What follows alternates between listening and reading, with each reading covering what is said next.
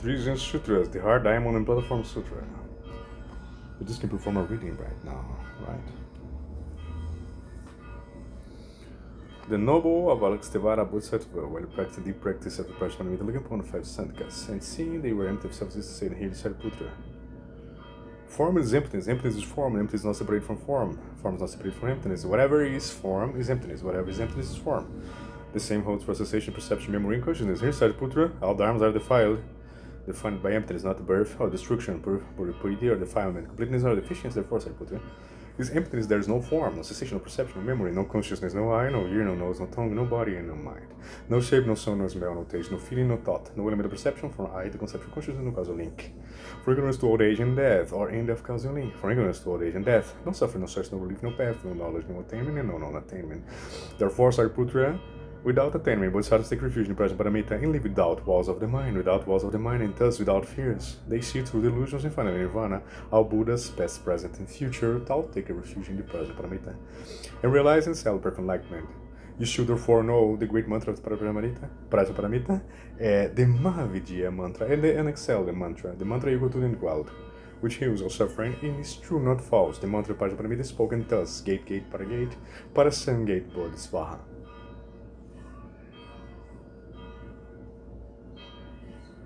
That's it. That's the Heart Sutra. Just a little bit.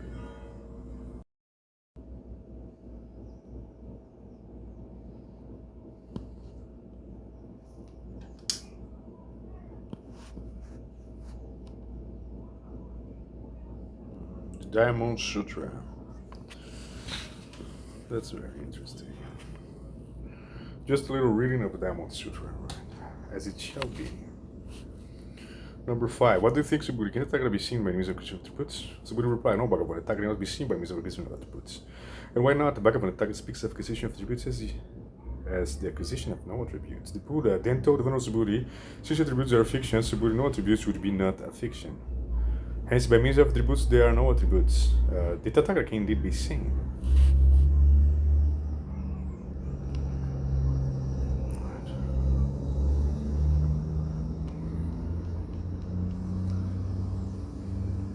Number 10. The Buddha said, Subudhi, what do you think? Did the Tathagata attain any such dharma in the presence of the Pankara Tathagata, the Arhan, the fully enlightened one?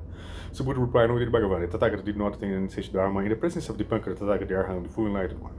The Buddha said, Subudhi, if anybody side of us should thus claim, I shall bring about the transformation of the world, their claim would be untrue, and how so? A transformation of the word, Subudhi, a transformation of the word is said by the Tathagata to be no transformation. Thus does he speak of a transformation of the word. Therefore, Subudhi, Bodhisattva's thoughts should not be attached to anything. Their thoughts should not be attached to a sight, nor should their thoughts be attached to a sound, a smell, a taste, a touch, nor a dharma. Subudhi, imagine a person with an immense, perfect body, whose bodily existence is like the Mount of Sumeru. Why do you think, Subudhi, would such bodily existence be great? Subudhi replied, it would be great, Bhagavan. Such bodily existence would be great, Sugata. And why? Because bodily existence, Bhagavan, bodily existence said by the Tathagata to be no existence. Thus does he speak of bodily existence.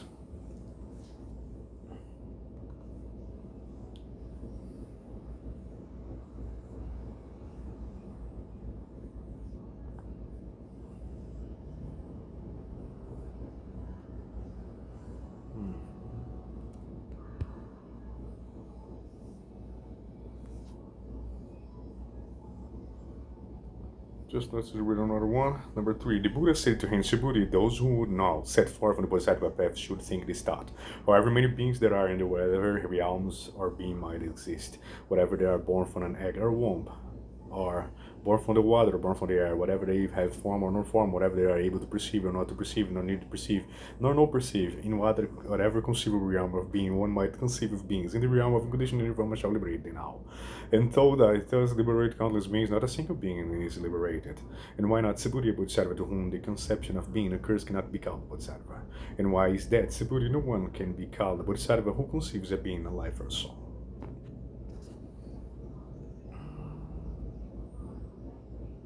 Number 4. Moreover, Subudhi, when Bodhisattvas give a gift, they should not be attached to an object. When they give a gift, they should not be attached to anything at all. They should not be attached to sight when they give a gift, nor should they be attached to a sound, a smell, a taste, a touch, taste or touch, or a dharma when they give a gift. Thus, Subhuti Bodhisattva should give a gift without being attached to any idea of its characteristics. Why not? Subhuti, the body of merit of those bodhisattvas who give a gift without being attached, is it easy to measure? Why do you think, Subhuti, is the space, the east, easy to measure? Subhuti replied, no, isn't, Bhagavan. The Buddha said, likewise, in the space, the south, to the west, to the north, and between above, below, or any other, the 10 directions, easy to measure. Subhuti replied, no, it isn't, Bhagavan. The Buddha said, it is in the same way, Subhuti, the body of merit of those 10 bodhisattvas who give a gift without being attached isn't easy to measure. Thus, Subhuti, those who set forth on the bodhisattva path should give a gift without being attached to any idea of its characteristics.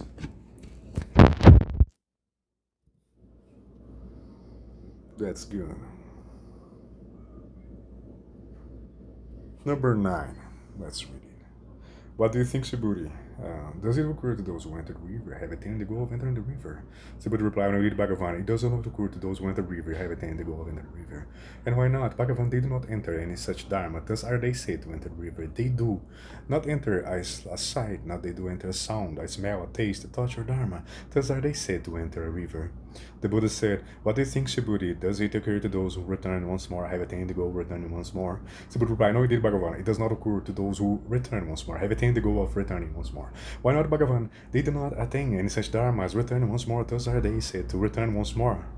The Buddha said, what do you think, Subhuti? Does it occur to those who return once more, I have attained the goal of returning no more? Subhuti replied, no, indeed, Bhagavan. And why not? Bhagavan, they do not attain any such dharma as returning no more, thus are they said to return no more.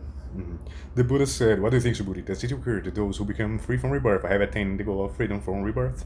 Subhuti replied, no, indeed, Bhagavan. Why not? Bhagavan, there is no such dharma as freedom from rebirth. Thus are they said to become free from rebirth. If Bhagavan, it should occur to those who become free from rebirth, I have attained the goal of freedom from rebirth, attachment to a self would occur, attachment to a being, attachment to a life, attachment to a soul would occur. And how so?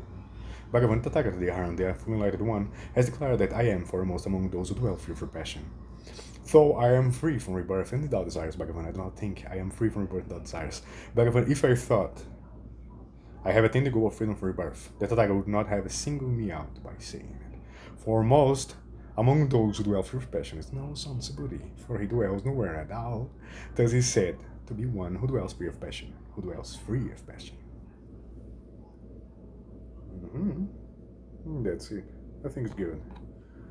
Just a fast reading, a little reading, theatrical reading, television reading of the Diamond Sutra. One more reading books. And that's all. Thanks.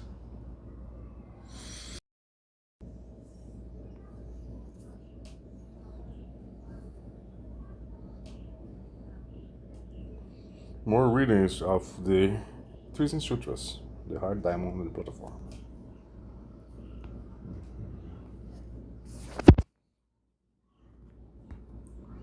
Number 25. What do you think, Subhuti? What do you think? Does it occur to target the liberated beings? Surely, Subhuti.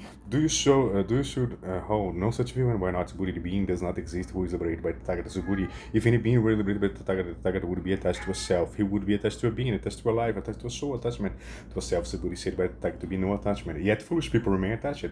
Foolish people, Subhuti, are said by the target to be no people. Thus does he speak of foolish people.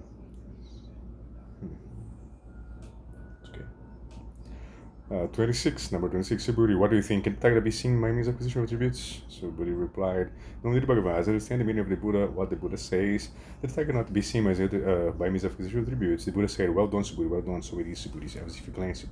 The Tathagata cannot be seen by means of acquisition of attributes. Why not, Subhuti? If the Tathagata could be seen by means of acquisition of attributes, universal king would be a Tathagata. Hence, the Tathagata cannot be seen by means of acquisition of attributes. The Buddha then spoke two verses. Who looks for me in form, who seeks me in a voice, induces his ways in thought. Such people see me not. A Buddha is seen by means of the Dharma. The Dharma is the teacher's body. The Dharma itself isn't known, nor it can be known. And that is all. Number 27. Subhuti, what do you think? Was it due to the acquisition of the abuse that the Tathagata relies on the cell of perfect enlightenment? Subhuti, you should hold no such view, and why not? Subhuti, it could not have been the acquisition of the abuse that the Tathagata realized on the cell of perfect enlightenment. Furthermore, Subhuti, someone may claim those who set forth from the set of path are not the destruction of or end of some dharma. Subhuti, you should hold no such view, and why not? Those set forth from the set of a path do not announce the destruction or end of any dharma. 28. Furthermore, Subhuti, if a noble son or daughter took as many words that are grains of sand in the Ganges and covered them with the seven treasures, and gave them as gifts to the Tathagatas, the Arhants, to the fully enlightened ones, and the Bodhisattva gained it, and accepted gain acceptance of the selfless, birthless natures of dharmas, the party of merit produced as result would be immeasurably, infinitely greater, and yet Subhuti, this fearless Bodhisattva, would not acquire body merit. The Venerable Buddha said, but surely, Bhagavan, this Bodhisattva would acquire the body merit. The Buddha's reply, then would, Subhuti, but without becoming attached to it. Thus do I speak of acquiring it. That's... okay.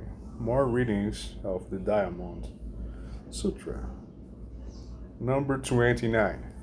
Furthermore, Subhuti, if anyone should claim that the Tathagata goes or comes, or stands or sits, or lies down, Subhuti, they do not understand the meaning of my words. Why not? Subhuti, those who are called Tathagatas do not go anywhere, nor do they come from anywhere. Thus they are called Tathagatas, Arhants, the full enlightened ones. Number 30. Furthermore, Subhuti, even also Moradada took as many words as there were aspects of dust in a billion word universe, and by its many of limits energy crowned, then into atoms. Subhuti, what do you think? Would there be a great pile of atoms? Subhuti replied, there would be, Bhagavan. So there would, Sugata. There would be a great pile of atoms. And how so? If a great pile of atoms existed, Bhagavan, the Tathagata would not have it spoken of a pile of atoms. And why not, Bhagavan? This pile of atoms of which the Tathagata speaks is said by the Tathagata to be no pile. Thus does he speak of a pile of atoms. Also, Bhagavan, this billion-word universe of which the Tathagata speaks is said by the Tathagata to be no universe. Thus does he speak of a billion-word universe. And how so, Bhagavan? If a universe exists and attached to an entity, would exist. But whenever the Tathagata speaks of attachment to an entity, the Tathagata speaks of no attachment. Thus does he speak of an attachment to an entity. But the Buddha said, Subhuti, an attachment to an entity is nonsensical, inexplicable. Yet foolish people are attached. And that's all. One more reading of the Diamond Sutra, all about the Buddha of the ending time. And that is amazing. 31. How so? Subhuti, someone should claim that the Tathagata speaks of a view of self, or the Tathagata speaks of a view of a being, a view of a life, or a view of soul. Would such claim be untrue, Subhuti? Subhuti said, no, Bhagavan, no, indeed, Sugata, such a claim would not be true, and why not? Bhagavan, when the Tathagata speaks of a view of self, the Tathagata speaks of is no view. Thus does he speak of a view of self. The Buddha said, indeed, Subhuti, so it is. Those who set forth on the Bodhisattva path should no view, believe, understand all dharmas, but do so without being attached to the idea of a dharma. And why not the idea of a dharma? Subhuti, the idea of a dharma is said by the Tathagata to be no idea. Thus does he speak of the idea of a dharma. And that's all. 32. Furthermore, Subhuti, if a fearless Bodhisattva covered measureless infinite words with the seven treasures and gave them as offering, a noble son or daughter took but a single 4-line verse of this teaching of Prajnaparamita and memorized it, made it known, recited, mastered it, explained it, detailed to others, the body of merit produced as a result by the noble son or daughter would be immeasurably infinitely greater. And how should it explain it? By not explaining. Thus should explain it. As a lamp that catches a shooting star, an illusion, a dewdrop, a bubble, a dream, a cloud of flesh and light, and view all created things like these. All these was spoken by the Buddha to the light of the elders, Subhuti. The monks, the nuns, the laymen, the laywomen, all the devils, the human asuras, and Gandharvas, all the world were also greatly pleased with what the Buddha said. And that's all. One more fast reading of the Diamond Sutra. Thanks for all.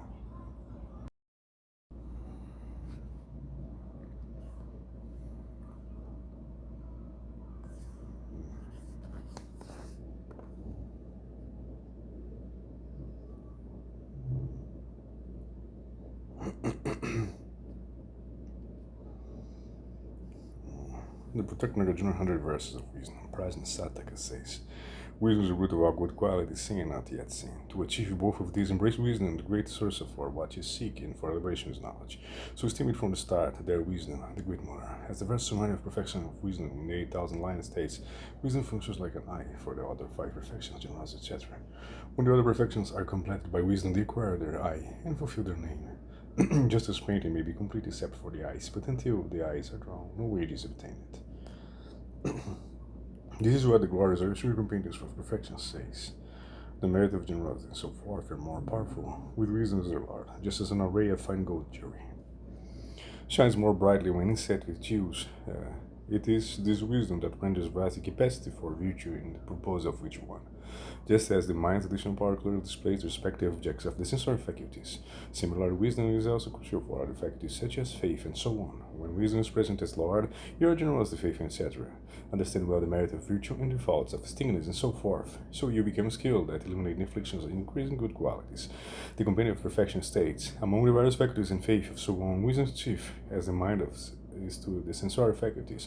With wisdom's Lord, you know what is a fault and what merit, so you're skilled in the method of eliminating afflictions. The comparative perfection states, once bodhisattvas have opened the clear eye of wisdom, even when they give their own flesh without a thought, they never feel high or low about it, as if they were cutting a medical plant, a medicinal plant. And also, intelligent ones do not practice ethical discipline for their own aims. They see the flaws in the prison of cyclic existence and aspire to release the entire world from it. So, of course, they do not practice in mundane aims. And also, injury done to the wise is not harmful, because they possess the good quality of patience, like the best of very tame elephants, who are patient with many different tasks. Perseverance by itself ends in exhaustion. If aided by its ally, wisdom is achievement achieves great purposes. And also, how could the supreme delight and bliss of such meditative civilizations be established in the minds of crude people, who rely upon reasoning that has led them to a wrong path that is polluted by great fault of accumulated errors? Thus, the companion of perfection states, even bodhisattvas possessed of great kingdoms, who have sensory objects similar to divine substances, remain corrupt in their very nature. This is the power of heaven, the virtue of wisdom as the minister. Their love, inseparably from helping others, is utterly free of stain from attachment. Their compassion, unable to bear for others to suffer, never succumbs to laziness, due to the burden of distress. Possessed of supreme joy, did not wander, not waver from the real. Their great impartiality never neglects the welfare of beings. The great wisdom removes all that would contradict these good qualities, and so it beautifies them. Matseta, praising honors of one worthy of honor. Varnarha Varna Stotra also says, without rejecting the real nature, you are also in accord with the conventional. Thus, you do not have to forsake the real nature that gives great certainty that there is not even an atom of what your cognitive process apprehends as signs of true existence. And you are also in accord with and do not contradict the conventional that gives deep certainty that effects arise from the respective internal and external causes and conditions. For others, this appears to totally exclude each other, but for those who have wisdom, there is compatibility and lack of contradiction. The praise in honor of one worthy of honor states, regarding our prescriptions and prohibitions, some of your word is definitive, while some of it is not, but between these there is no contradiction. There are limitless things that the unwise see as contradictory and the wise see as lacking contradictions. The presentation of these two truths and the many prescriptions in one scripture, there are prohibitions in others, and vice versa. That's just a little reading of the Great Treatise on Stages of the Path of Enlightenment, Volume 2. That's it.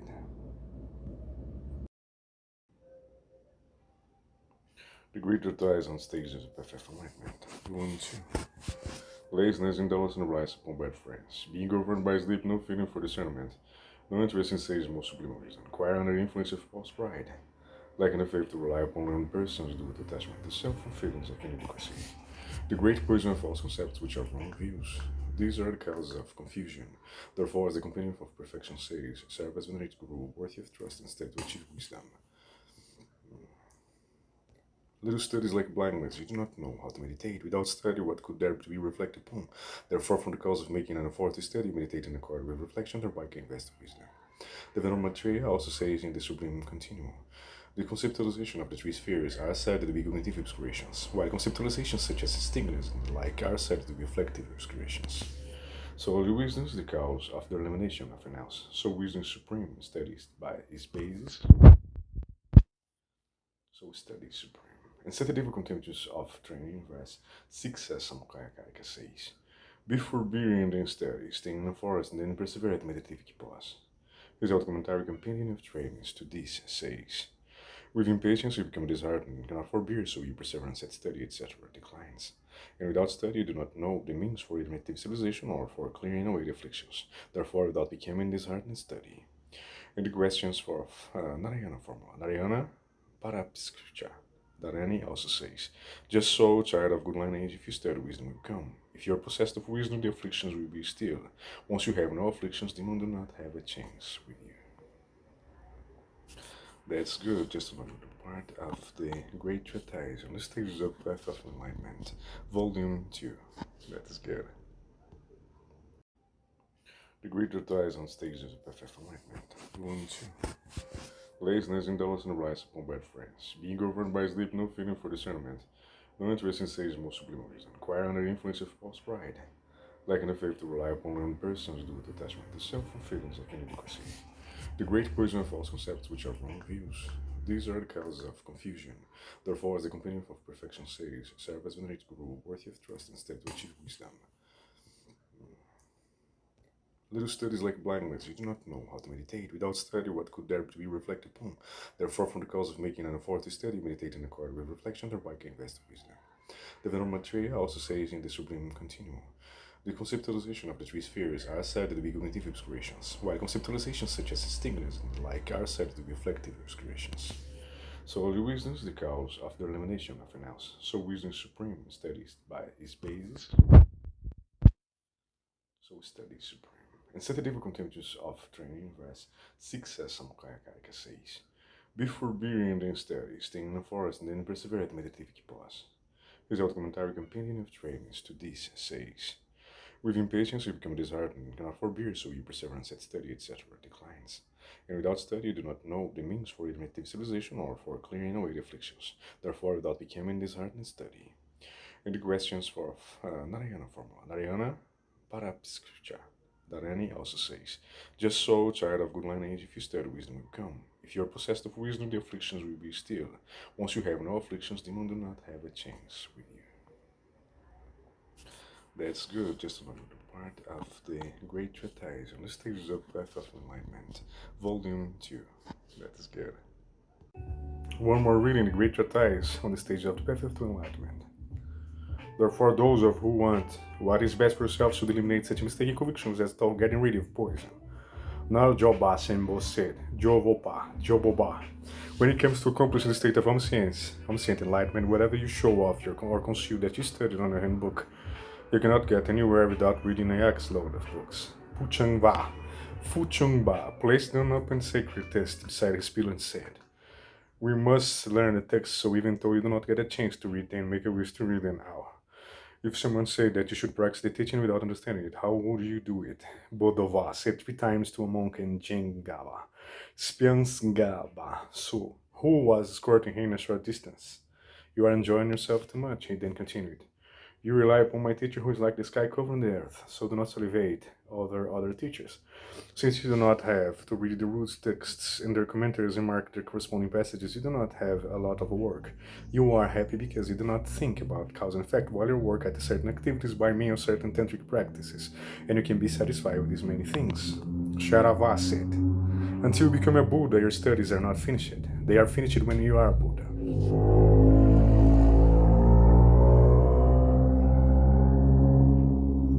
Kamaba said, some say when you practice the teachings, what need is there of knowledge, and they generate. This is a real danger for those of us who have little to study little. Others say, if you really try, you do not need knowledge. This is very dangerous. If you are making a big effort at the teaching, knowledge is required. Since it's not completed, in this brief lifetime we must resolve. I will study continually through many lifetimes without improving the succession of lives, having leisure and opportunity. Some think that meditators do not need to study, only those who explain the teachings do.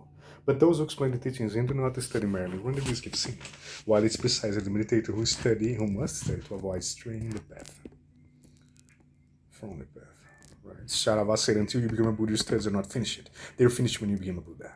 Kamaba said, some say when you practice the teaching, what need is there of knowledge, and they generate. This idea is a real danger for those of us who have studied little. Others say, if you really try, you do not need knowledge. This is very dangerous. If you are making a big effort that the teaching and knowledge is required, since it's not complete in this brief lifetime, you must resolve. I will still continue through many lifetimes without interrupting the succession of lives, having leisure and opportunity. Some think that meditators do not study, only those who explain the teachings do. But those who explain the teachings and do not study merely run the risk of sinning, while it's precisely the meditator who must study to avoid straying from the path. That's it. Just another one. Thanks.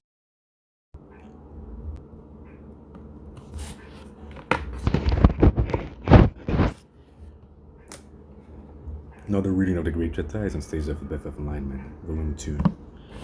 Engage Bodhisattva deed says, if you drop a sword in battle, out of fear you quickly pick it up, lock eyes. If I lose my weapon of mindfulness in fear of hell, I quickly retrieve it. The protector Nagarjuna in his friendly letter also taught the great importance of mindfulness. O Lord Sugata, declare mindfulness of the body to be the one path to follow. Hold fast to it and guard it. When mindfulness declines, all virtues perish. Furthermore, regarding the object to which mindfulness attends, mindfulness apprehends an object that wisdom has fully discerned. Mindfulness does not distinguish its object on its own. What does wisdom discern? In general, wisdom discerns everything to be adopted and everything to be cast aside, as explained in Scripture. In particular, it discerns what is to be adopted, what is to be cast aside, according to the vows that you have taken. Therefore, once you apply mindfulness and vigilance to these, you will complete your practice. You will not be successful by just applying mindfulness and vigilance within the narrow confines of attention to objective meditation. What is more, when warriors are in battle, they strive from the beginning not to lose the sword. When by chance they drop it, they pick it up immediately. These two actions rest on fear of being killed that is not mere words. Likewise, those who cultivate the path are afraid to lose the mindfulness that does not forget what is to be adopted and what to be eliminated. Even if they lose it, they immediately reply it. These two actions are based on developing of their minds of a real terror of falling into miserable realms as a result of the pollution of infractions and faults that occur when mindfulness lapses. These, in turn, depend on having made karma and its effects central to the practice and then sustaining that approach. Those who fail to develop the awareness that these points are profound instructions severe to the root of good qualities ensuing from the practice that delights that learn at the sacred foundation of the path. Well, why it's necessary to look with fear upon even minor misbehavior and not let it continue but immediately stop it. Take the example of a poisoned arrow that makes a tiny surface wound. Before long, the poison from this wound will spread throughout the entire body. You must operate on the wound and remove the poison. Similarly, even when wrong behavior does not make anything more than a small wound in the mind, if you ignore it, it will quickly pervade your mind so that it becomes large. Therefore, from the start, you must prevent wrongdoing before it takes place. And if it does happen, you must discontinue it immediately. Engage the Bodhisattva deity states, just as poison spreads throughout the body carried by blood, so a fault pervades the mind if it finds an opportunity. Just as poison spreads throughout the body carried by the blood, so a fault pervades the mind if it finds an opportunity. How do those who want victory over the afflictions apply mindfulness and vigilance? You must concentrate, just engage in the Bodhisattva deity states. A practitioner must be concentrated as someone carrying a pot full of mustard oil, who's fearful when a swordsman beforehand threatens to kill him if he spills a drop. Right. That's just another reading of the book The Great Treatise on the Stages of the Path to Enlightenment, Volume 2. Thanks. Yes. So that's it. Another reading. The Great Treatise on the Stages of the Path of Enlightenment, Volume 2. Understand this for the scripture statement with respect to the border region, the story of Katyayana. While you are concentrative in general, you should behave wrongly, and in particular you should experience the cause of laziness such as sleepiness, etc. Then you must not assent to them, but must confront and avert them. Engage Bodhisattva states this. Thus, if a snake came into our lap and you would hastily stand up, just so if sleepiness and indolence come, quickly avert them. Furthermore, not merely continue thoughts, but actively feel displeasure at having never cure it. Contemplate as follows, because I proceeded in this way in the past as well. I have been wondering cyclic existence up to now. In particular, it is especially blameworthy that I have taken the Bodhisattva vows and yet continue the things that are incompatible with the vows, percepts. Become inspired to henceforth restrain your self-thinking. From now on, I shall make sure that this fault never occurs. Frequently employ both these attitudes. Engage the Bodhisattva says, whenever a fault occurs, I shall reproach myself and long ponder. But by all means, I will do whatever it takes so that this shall never happen again. Strive at any deep cause that give rise to the continuing powerful mindfulness that is the root of practice. Of this practice, rely on such activities as keeping the company of excellent teachers and exciting companions, and broad learning, which are the causes of this powerful mindfulness in this vein, engage in the Bodhisattva deity states. In any of these situations, I will practice mindfulness. With this motive, aspire to meet teachers and engage in inappropriate activities. In summary, you must study and discern what Bodhisattva training requires you to adopt and cast aside, and then enjoy this perseverance continuous being mindful in all your conduct of what you have understood about what to adopt and what to cast aside. Hence, it's extremely important not to worry about what which you are to persevere, how to use joyous perseverance to make the mind and body serviceable. The method for using joyous perseverance to make mind and body serviceable in the power of mastery Santideva sets forth in the chapter of conscientiousness. Engaging in bodhisattva deeds is the necessity of learning the bodhisattva training is the extremely grave consequence if you do not train in these once you have pleasure to do so. How to regard the afflictions of the enemy, and the ways to generate the courage that looks upon the hardships of battling the afflictions as an ornament rather than as a burden. Meditate on this before taking up the task of training bodhisattva deeds. To stop now the inhibitions that prevent you from using your body, mind, and virtuous activity, rise gladly to the task. Engage bodhisattva deeds says, in order to have strength for everything before engaging in any activity, I will recount advice and conscientiousness, and then gladly rise to the task. What form will the joyous perseverance produced by such a full stake? Just as wind drives a piece of cotton to and fro in joyful energy and use it for virtue, it controls your body and mind. When you act along with this energy, joyous perseverance is well established. Once you produce this, you will easily achieve all the collections. Engaging bodhisattva this says, just like cotton on the power of wind that blows to and fro, so I will be driven by enthusiasm. In this way, I will accomplish all. Although such tasks are difficult, it is wrong to give them up. Rather, as the glorious Matra Seta, praising 150 verses, says, you must take effort.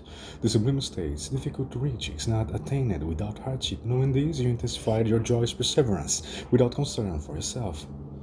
How to practice? You must practice any kind of joyous perseverance in association with the six supremacies, all six perfections. The rest of joyous perseverance is established in orders in joyous perseverance after you have established yourself therein.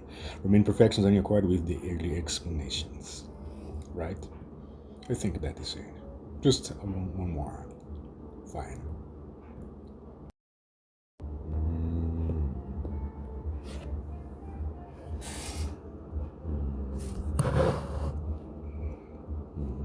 Engage Bodhisattva states, I shall conquer all, nothing shall defeat me. I, a child of the victorious lion, shall continue to have pride. Otherwise, if you lose courage, even a small uncountable factor will harm you. Engage in Bodhisattva deed says, even a crow acts like a Garuda when it finds a dying snake. If I am feeble, even a slight shortcoming will harm me. How can one gives up this courage find freedom from destitution? Sharava said. The happiness of those who cast aside the teaching does not exceed the happiness. Before doing so, consider the fact that if you give up the teaching this lifetime, you must hereafter undergo endless suffering. If you make no effort, the afflictions will not look upon you with compassion. Also, the remedy will not say you are unable to cultivate me. So I will complete the task for you. Even the Buddhas and Bodhisattvas will not be able to protect you. If you are pride of formation, three prides, even great incomparable factors cannot block you, so you must generate these three kinds of pride. Engage Bodhisattva, it says. Against one who strives with pride, even great obstacles will be in trouble, so with a steadfast mind I will overcome my shortcomings. Otherwise, if practitioners are defeated by the shortcomings, the desire to conquer the afflictions of the three realms will be an embarrassment among the learned. If I am defeated by shortcomings, my desire to conquer the three realms is a joke. It's called the pride about afflictions, because you have contempt for afflictions and then you want to destroy them. Some commentators to engage in Bodhisattva deeds explain this pride about afflictions differently, but I think the above explanation accords with the text. It says, stop exceeding something from others and put on the armor of doing it alone. That is, be confident and thinking like me, others cannot do it, I can do it. When you practice with this perspective, you are sure that you will defeat the afflictions, that they will never defeat you. And you consider that it would be a mistake to abandon your commitment after a while. Train yourself until your mind is steadfast and the desire to finish everything to which you have committed yourself, that you have carefully examined whether you can do it. Develop the power of joy. You develop the joy of the power of aspiration. This yearning produces joyous perseverance, not previous the present, and you have achieved the power of steadfastness, also called the power of pride, which calls the perseverance that has already developed to be irreversible. The power of joy means that when you first engage in activity, you do it joyfully, and once you have engaged, you have a sense of being satiable, and that you do not want to discontinue the activity. With respect to how you develop the sense of insatiability, engage in Bodhisattva, it says. Like those who want the pleasure that results from play, Bodhisattvas are passionate about an activity that they have to do. Insatiable, they take joy in their work.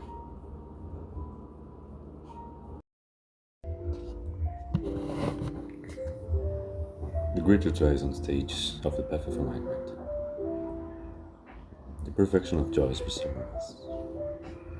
Always rely upon noble, joyous perseverance which clears away all suffering and darkness, which is the base of freedom from miserable realms, and which is praised by the Buddhas.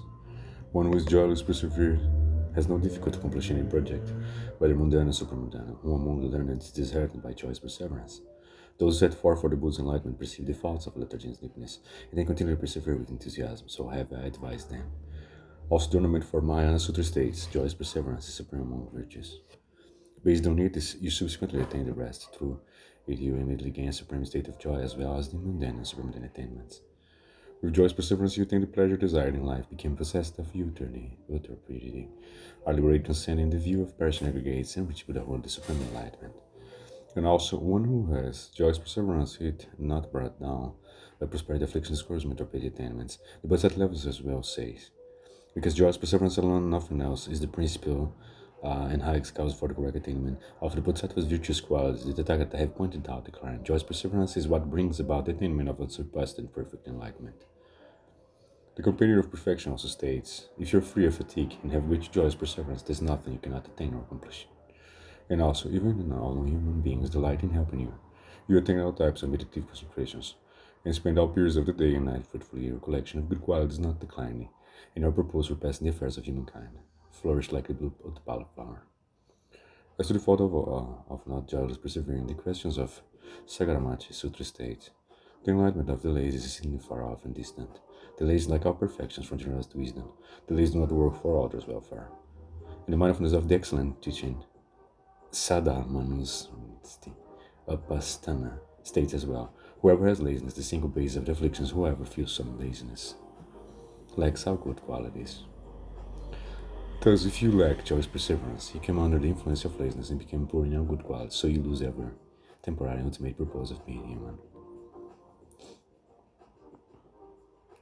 For the sake of relief and suffering of a single living being, I would rejoice at remembering as hell being until I attain Buddhahood, as I said myself. In this manner, for the sake of complete enlightenment, what need is there to mention my perseverance over a short period or in the face of lesser suffering?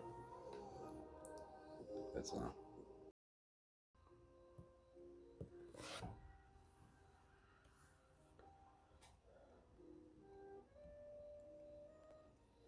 The 24th chapter of Nagarjuna Fundamental Totai says that which arise dependently explains emptiness. This emptiness depends designation.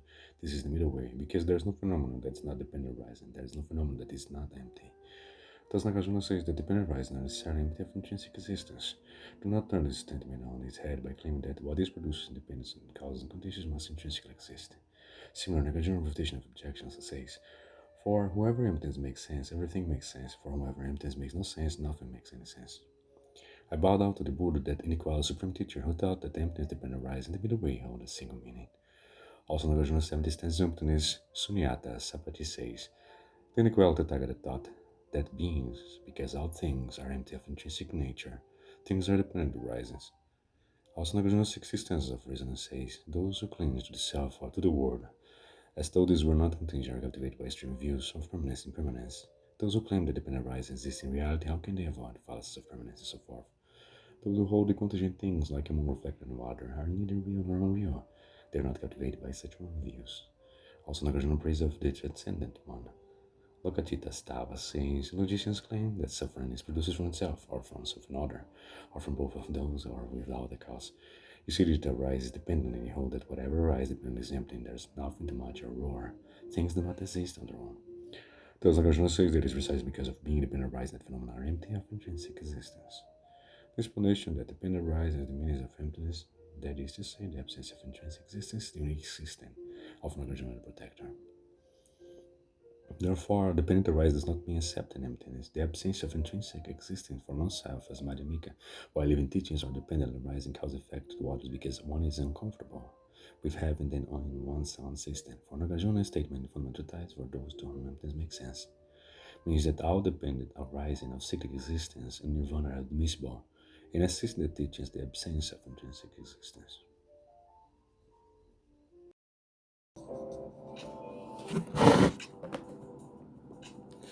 Just another reading the greater ties and stages of the path to enlightenment. Dependent arising and emptiness. Right, let's start here. For those to whom this emptiness of intrinsic existence, all things make sense. Everything that is being mentioned also makes sense. Why? Because we call dependent arising emptiness. Thus, dependent arising makes sense in a system in which emptiness makes sense. The Four Noble Truths are reasonable for those to whom dependent arise makes sense. Why? Because only what arises dependently can be suffering, not what does not arise dependently. Since what arises dependently lacks intrinsic nature, it is empty. Once there is suffering, Then the origins of suffering, the cessation of suffering, the paths leading to the cessation of suffering also make sense. Therefore, through understanding of suffering, elimination of origins, actualization of cessation, and cultivation of paths also make sense. When there is through understanding, etc., of the truth, suffering, etc., then it makes sense that there will be spiritual results. Once there are results, then it makes sense that there are people who have achieved those results. This in turn implies the possibility of people who are approaching those results. Once there are people who are approaching and achieving these results, then the community is possible. When the noble truth exists, then the sublime teaching also makes sense. When the sublime teaching in community exists, then the Buddhas is possible as well. Therefore, the three Jews also make sense. All profound knowledge of everything mundane and supermundane makes sense. Proper and proper conduct the results of that. Happy and miserable rebirths, and all worldly conventions make sense as well. Therefore, in that way, Nagarjuna says, for those to whom emptiness makes sense, everything makes sense. If emptiness did not make sense, then the point of rising would not exist, and so nothing would make sense. Therefore, you should understand that what makes sense and what does not make sense here refer to whether those things exist. As cited earlier, an objection by essentialists appear in Nagarjuna refutation objections. If all things are completely without intrinsic nature, then your words also lack intrinsic nature, and thus cannot refute intrinsic existence. The Master Nagarjuna clearly answers that functionality is tenable within the context of absence of intrinsic existence. In the refutation objections, we propose that the dependent arising of things is called emptiness. That which arises dependently has no intrinsic nature. Also, Nagarjuna owns commentary on the refutation objections, Vigraha, Via, Vartini, Vritti, here says, failing to comprehend the emptiness of things, you essentially look for something to criticize, and argue against the Madhyamika saying, your words lack intrinsic nature, and therefore cannot refute the intrinsic nature existing of things. Here in Madhyamaka, the dependently arising of things is emptiness. Why? Because they lack intrinsic nature. Those things that arise dependently are not associated with intrinsic nature because they lack intrinsic nature. Why? Because they rely on causal conditions. If they had intrinsic nature, then they wouldn't exist even without causes and conditions. Since such is not the case, they lack intrinsic nature. Therefore, we speak then as empty. Similarly, my words are also dependent arising, therefore are without intrinsic nature. Because they lack intrinsic nature, it is reasonable to say that they are empty. Because things such as pots and cloth are dependent arising, they are empty of intrinsic nature. Yet a pot can receive honey, water, soap. A cloth can protect one from cold, wind, and sun, and so forth. It's my words. Because they are dependent arising, they lack intrinsic nature. Yet they are fully capable of establishing that things lack intrinsic existence. Therefore, it is inappropriate for you to give her the argument because your words lack intrinsic nature. It's not tenable that they refute intrinsic existence of all things. I think that is it. Just another part of the great treatise on the path of enlightenment, volume 3, right? Dependent arising and emptiness. And that's what makes sense. Right? Just one more. If you hold that dependent production and dependent cessation would have to be essentially existent, you use the arguments, you use the arguments against intrinsic existence to refute the dependent rise of product cessation, then those arguments like a god transformed into a demon will be a tremendous obstacle to find an accurate understanding of Madhyamaka. In that case, when you develop a sense of certainty that phenomena lack even a particle of essential or intrinsic nature, you then have no basis for develop certain knowledge of the relationship because cause and effect within your own system, you have deposited those as others see them, etc. Or if you do develop a sense of certainty about cause and effect within your own system, then it will be possible for your system to foster certain knowledge of the absence of intrinsic existence. And you have to find some other way to construe what the Buddha meant in speaking of the absence of intrinsic existence. If in this case, then you would must understand that you have not yet found the Madhyamaka view. What will help you to find the right view? As a base, you should be pure and upholding your ethical commitments. Then strive in many ways to accumulate the collections of merit and wisdom and clear way obscurations. Rely on the learner, making efforts to study and reflect upon their instructions. Since certainty about appearance and certainty about emptiness almost never develop together, it is extremely difficult to find the Madhyamaka view. This is what Nagarjuna meant in the 24th chapter of the Fundamental Treatise. Therefore, knowing that those of limited intelligence would have difficulty to understand the depths of his teaching, the mind of the sage turned away from giving this teaching. Nagarjuna Precious Garland says, when the impurity of this body, which is cursed, directly observable, and continually appearing, does not stay with the mind, then how could the excellent teachings, which has no basis, it is not immediately apparent, and is most subtle and profound easily came to mind? Realize that because its profundity, this teaching is difficult to understand, the sage, when he became a Buddha, turned away from giving this teaching. Thus, the scriptures state that it is very difficult to understand the profound view. Failing to reach such knowledge of both appearances and emptiness, some mistake the meaning of the statements in certain authoritative texts that demonstrate the absence of intrinsic existence via rational analysis whether pots and such are one with or different from their parts. Analyzing whether something such as a pot is any of its parts, such as its lip or neck, did not find it to be any of those. This leads then to a sense of certainty that there is no pot here. Then applying the same analysis to the analyzer, they become certain that there is also no analyzer here. They then wonder if the analyzer is not to be found, then who is that knows that pods and such do not exist? So they say things are neither existent nor non-existent. If the false certainty brought on by this sort of counterfeit reasoning were considered a case of finding Mathematical view, then gaining that view would seem to be the easiest thing in the world. Therefore, intelligence should develop an unshakable certainty that the very meaning of emptiness is dependent on horizon. This is what is said to be definitive in the definitive scriptures and in the pure Madhyamaka texts, the treatises that comment on the intended meaning of those definitive scriptures. This is a distinction feature that the Madhyamaka experts. Specifically, this is the subtle point of the noble truth, the noble Nagarjuna and his spiritual son Aryadeva had in mind, and upon which the master Buddhapali and the glorious Kondrakarti gave fully comprehensive commentary. This is how the planet horizon bestows certain knowledge of the absence of intrinsic existence. This is how it drowns on you, that is, things which are devoid of intrinsic existence, that are causes and effects. That is it. Just one more.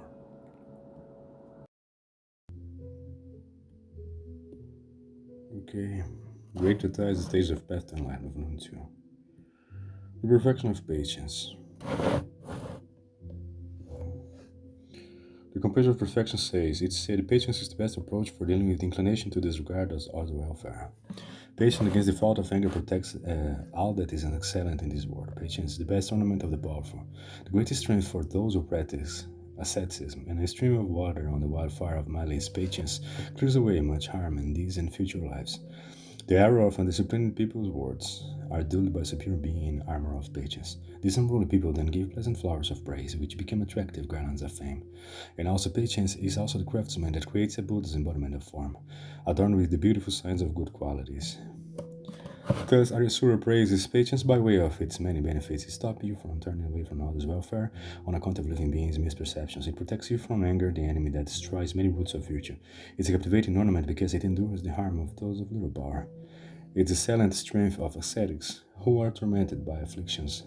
It is a stream of water that distinguishes the wildfire of malice. It is the armor that cannot be pierced by the arrows of undisciplined persons' misperceptions. It's a skilled artisan who creates a fine form of golden color that captivates the eye of minds of beings. Furthermore, engaging puts up to deeds states, whoever works hard and overcomes anger is happy in these and future lives. When you rely on patience continually, do not spoil your joyful attitude, so you are always happy even in this life.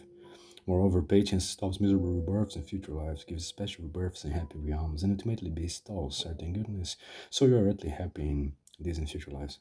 Meditation these benefits until you gain strong, fierce certainty about the cause and effect relationship, wherein benefits such as these arise from patience.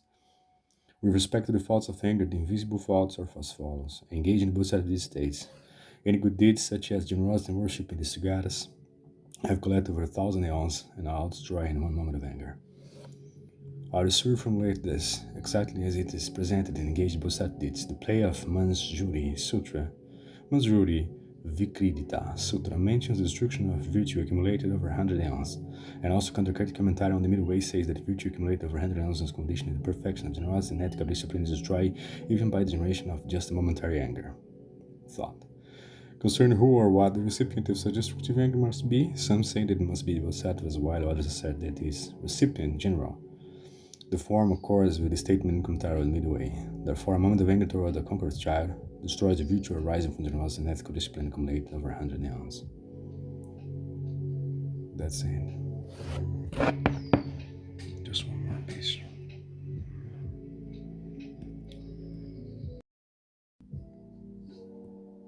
Just one more reading of the Great Treatise and the Stages of Path to Enlightenment, volume 2.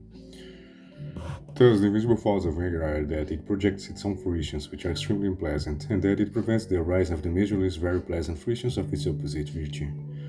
The faults of anger visible in this lifetime are that you do not experience a peaceful and good mind, The joy and happiness that you had previously perished, and you cannot regain them, and you cannot sleep well, and you weaken this stability wherein your mind stays calm. When you have great hatred, even those for whom you formerly cared forget your kindness and kill you. Even friends and relatives will get annoyed and leave you. Although you gather others with your generosity, they will not stay, and so on. Engaged both of these states. In the grasp of the mental pains of hate, your mind does not experience peace. You do not find joy or happiness. Sleep does not come, and you become unstable. Even those who depend on a master who cares for them with wealth and service will overcome and kill a master who gets angry. His anger disheartens friends, though he gathers people with gifts, they will not serve him. In brief, no angry person is happy. The garland of beautiful stories also says, when your complexion is spoiled by the fire of anger, you cannot look good. To adorn with jewelry, you may sleep on a good bed, but your mind suffers the sharp pain of anger. You forget to achieve goals unbeneficial to yourself, tormented by anger. You take an evil path. You ruin the achievement of your aims and your good name. Your grandeur fades like the waning moon. Though your friends love you, you fall into an abyss of wrong, weakening your intelligence about what is helpful and what's harmful. You mostly transgress, and your mind becomes confused through anger, and you are accustomed to sinful acts. So you suffer for 100 years in miserable realms. What harm greater than this could be done, even by enemies avenging the great harm you have done? This anger is the inner enemy. I know it to be so. Who can bear its proliferation? Meditate until you are firmly convinced that grave consequences such as these arise from anger. Thus engaged both of these states, there is no sin like hatred, and no fortitude like patience. Therefore, earnestly cultivate patience in variety of ways. That's all.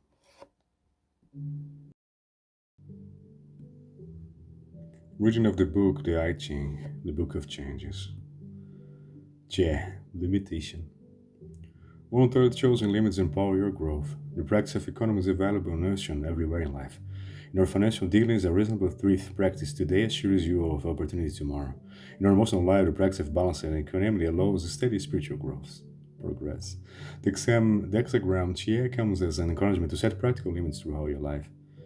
Life lived without guidelines is confusing and troubling. In order to make genuine progress in any direction, we must first give some definition to our path. However, limits that are overstrained us are not helpful.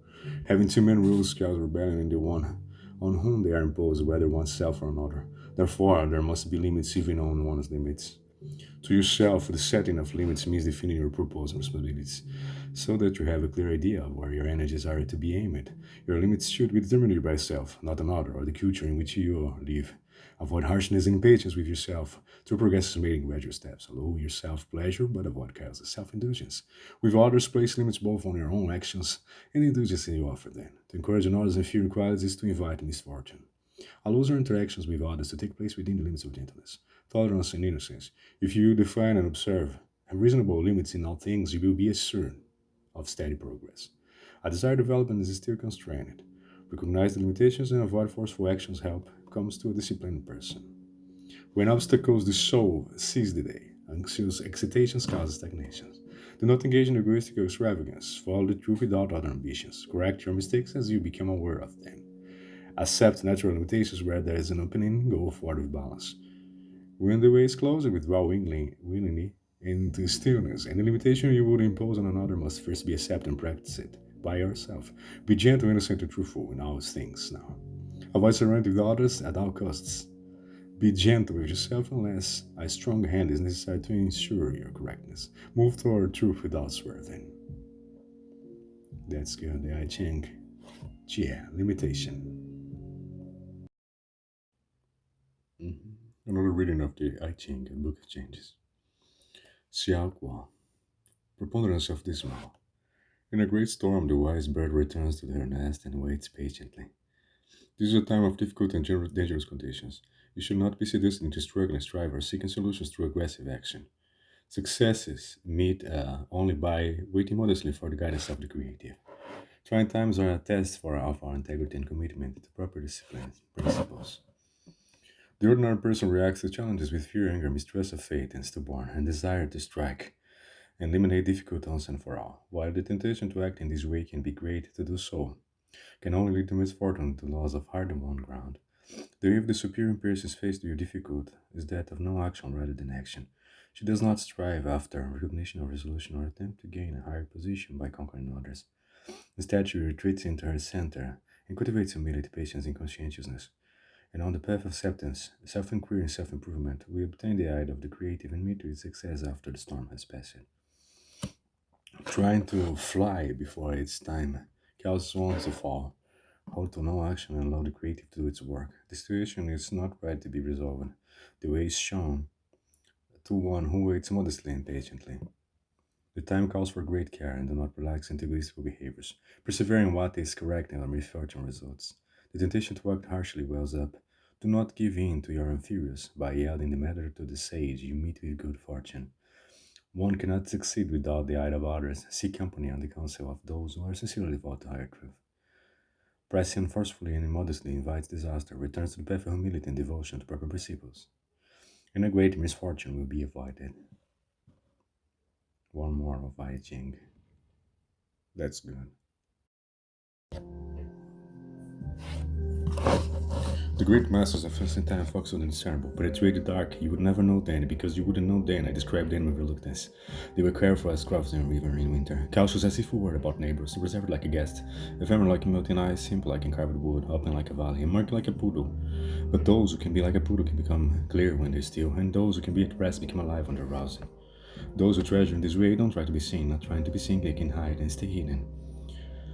Although the ancient masters live in the world, no one thought they were special. Darkness is what penetrates everything, but what cannot itself be perceived. To be careful means to act only after taking precautions. To be cautious means to refrain from acting because of doubt or suspicion. Melting ice reminds us of how myriad things arise from delusion and never stay still. Uncovered wood reminds us to put an end to human fabrication and return to our original nature. A valley reminds us how encompassing emptiness is, and a puddle reminds us that we are no different from anything else. Lao Tzu expressed reluctance at describing those who succeed in cultivating the Tao because he knows the inner truth cannot be perceived, only the outside, the outward form. The essence of the Tao consists in nothing other than taking care. If people took care to let each thought be detached and each action be well considered, where else would they find the Tao? Hence, those who mastered the Tao in the past were so careful they waited until a river froze before crossing. They were so cautious they waited until the wind died before venturing forth at night. They were orderly and respectful, as if they were guests arriving from a distant land. They were relaxed and detached, as if material forms didn't matter. They were as uncomplicated as uncarved wood, as hard to fathom as murky water. They were stilled themselves to concentrate their spirit, and they roused themselves to strengthen their breath, in short, their God at the center. All of these similes are meant to describe without actually denoting. By means of intuitive understanding, the dark becomes bright. By means of tranquility, the murk becomes clear. By means of movement, the still becomes alive. This is the natural way. Those who treasure the way fit in without making a show, and stay forever hidden. Hence, they don't leave any tracks. That's all. Lao Tzu, Tao Te Ching, number 15.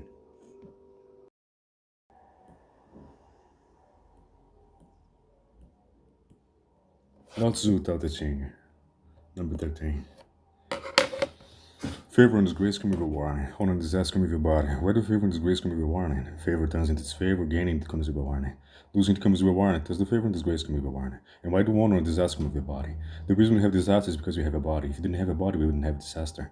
Thus, those who honor their body more than the word can be trusted with the word. Those who cherish their body more than the word can be charged with the word. People who are favored and honored. And because they are honored, they act proud. And because they act proud, they are hated. And because they are hated, they are disgraced. Hence, sages consider success as well as failure to be a warning. The ancient sages worried about favor as much as disgrace, because they knew that favor is followed by disgrace. Other people think favor means to ascend and disgrace means to descend. But favor cannot be separated from disgrace. Disgrace results from favor. Those who gain favor and honor should worry about being too high, as if they were at the edge of a precipice. They should not flaunt their status or wealth, and those who lose favor and live in disgrace should worry more about disaster. Why does favor become disgrace and honor become a disaster? Favor and honor are external things. They don't belong to us. When we try to possess them, they turn into disgrace and disaster.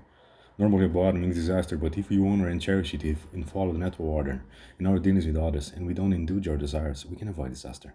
We all possess something good and noble that we don't have to seek outside ourselves. Something that the glory of power and position cannot compare with. People need only start with these and cultivate these without letting up. The ancients said, 2 or 3 years of hardship, 10,000 years of bliss. It isn't a matter of having no body, but of guarding the source of life. Only those who refuse to trade themselves for something external are fit to receive the kingdom. Those who are affected by fear and disgrace or honor disaster are not fit to receive the kingdom. The superior praise can be entrusted with an orphan and a child in a state and be unmoved by a crisis. That's it. Lao Tzu Tao Te Ching, number 13.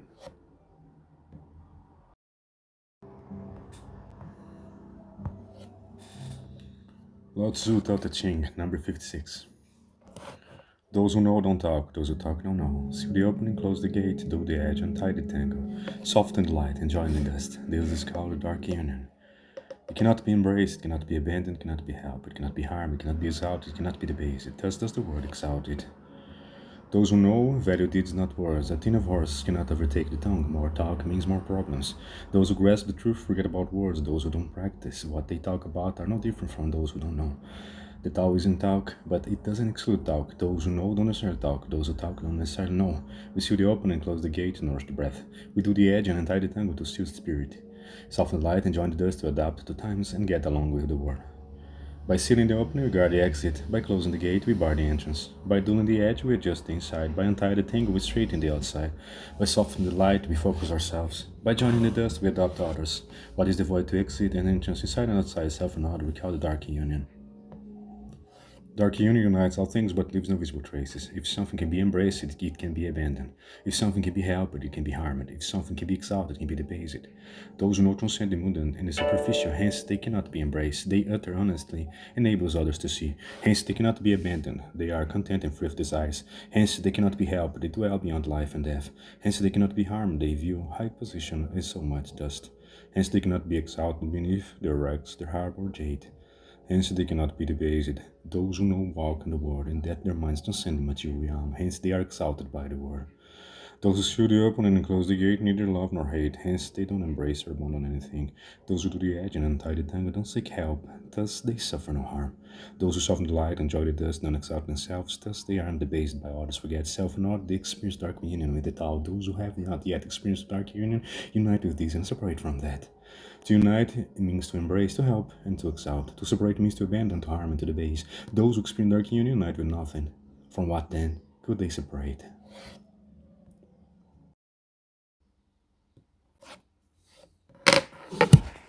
Number 74.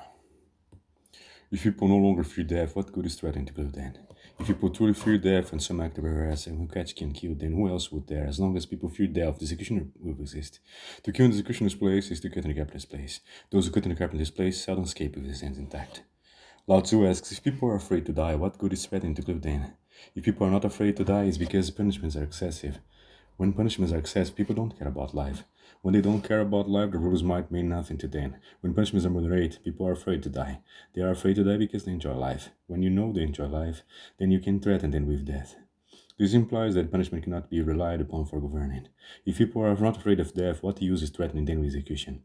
And if they are afraid of death and we catch someone who breaks the law and we execute them, by killing one person we should be able to govern the rest. But the more people we kill, the more people break the law. Thus punishment is not the answer. When I first ascended to the throne, the people were unruly by officials corrupt. If 10 people were executed in the morning, 100 were breaking the same law by evening. Being ignorant of the way of the ancient sage kings, I turned to the Tao Te Ching. When I read, if people no longer fear death, what good is threatening to kill then? I decided to do away with capital punishment and put criminals to work instead. In the years since then, the burdens of my heart have been lightened. Truly, this book is the greatest teacher of kings. Perverse means unlawful. If those who act perverse and break the law do not meet with misfortune at the hands of humankind, they will certainly be punished by heaven. If rulers teach according to the Tao and people respond with perverse instead, rulers are within their rights to arrest them and kill them. Lao Tzu, however, was concerned that rulers should use the Tao first before turning punishment. The meaning of the executioner will exist is the same as the net of heaven as I'm embracing. Its mesh is wide, but nothing escapes. The executioner is heaven. Heaven is the executioner. If the world is at pace, and people engage in perverse and rebellion, then surely they have been abandoned by heaven. If we kill them, it is heaven who kills them, and not us. But if we kill those whom heaven has not abandoned, we take the executioner's place. And anyone who takes the executioner's place puts themselves within reach as his axe. A great carpenter does not cut. The wise are not alone in desiring something greater than life and hating something greater than death. This is true for everyone, but the wise don't forget it. Lao Tzu Tao Te Ching, number 74. The I Ching, the Book of Changes. Chi Chi, after completion. Good fortune folds for those who remain in guard. against inferior influence. This diagram indicates that the movement from chaos to order is complete. This time is extremely favorable and you are likely to enjoy much success as long as you heed the warning of Chichi. Remain on guard against incorrect thoughts, attitudes, and actions, both in yourself and in others. We arrive at a beneficial situation by following the path of correct conduct. When we have achieved success or are close to it, it's in our nature to want to relax and allow the ego to bask in glory. If you revert to this sort of carelessness, now you will undo all that you have worked to build. It's important not to become indifferent to spiritual details, and this time, if a thought or action even borders on incorrectness, discard it and return to the path of the sage immediately. 1 minute we dip our toe in incorrectness, the next minute we are swimming in it, and the next we drown. Therefore, it is wiser to simply keep our toes dry in the first place. You are also counseled to remain alert to inferior influence in others. You can only prevent misfortunes by anticipating them in advance. This is achieved through watchfulness. The image of Chichi is that of a kettle of water boiling over a fire. There is a great power here, but it's lost if one allows the water to boil over or evaporate through carelessness and indifference. Alertness and conscientiousness, adherence to what is correct, are called for if you wish to prolong your good fortune down. To get drunk on the possibility of success and rush carelessly forward invites disaster. Proceed slowly and thoughtfully, and your progress will endure. If you do not have the cooperation of recognition of others, do not chase after it or condemn them harshly. Through modesty and acceptance, you gain your objectives. You lose what you have gained if you allow your inferior qualities to take over. Chaos is avoided through conscientiousness correctness. The best of time quickly turn sour if you relax into carelessness. Be on guard at all times. The higher power looks not only at our actions, but into our hearts to gouge our worthiness. To genuine modesty, acceptance, and innocence, you are correct your own errors, and set an example for others. If you stop to admire your grace in crossing the stream, you will slip and fall. By steadfastly keeping your eye on what is correct to ensure your good fortune. That's it. One more of the I Ching, Book of Changes.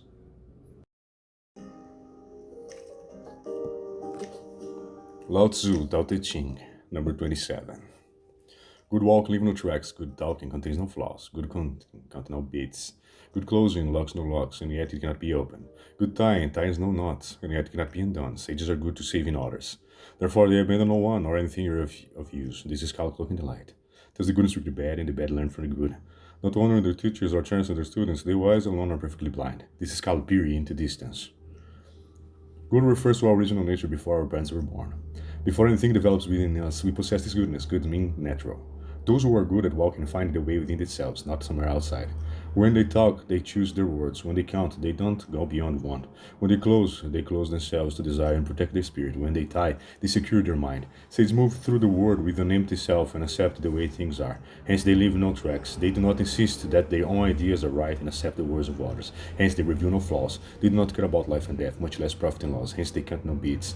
They do not set traps, yet nothing escapes them. Hence they use no locks. They are not kind, yet everyone flocks to them. Hence they tie no knots. This 5 tells us to refrain from acting and to govern things by relying on their nature rather than on their form. The salvation of sages does not involve salvation, for if someone is saved, someone is abandoned. Hence, sages do not save anyone at all. And because they do not save anyone, they do not abandon anyone. To cloak means to use an outer garment, to cover an inner garment. If the work of salvation becomes apparent and people see it, it cannot be called good. Only when it's hidden, it's good. The good always cloak the light. The good are like water, free of impurity and without effort on their part. They show people their true likeness, thus they instruct the bad. But unless the students can forget the teacher, their vision will be obscured. Sages do not care about teaching, hence they do not love their students. And the world does not care about learning, hence people do not honor their teachers. Sages not only forget the word, they make the word forget them. One more of the Tao Te Ching. That's good.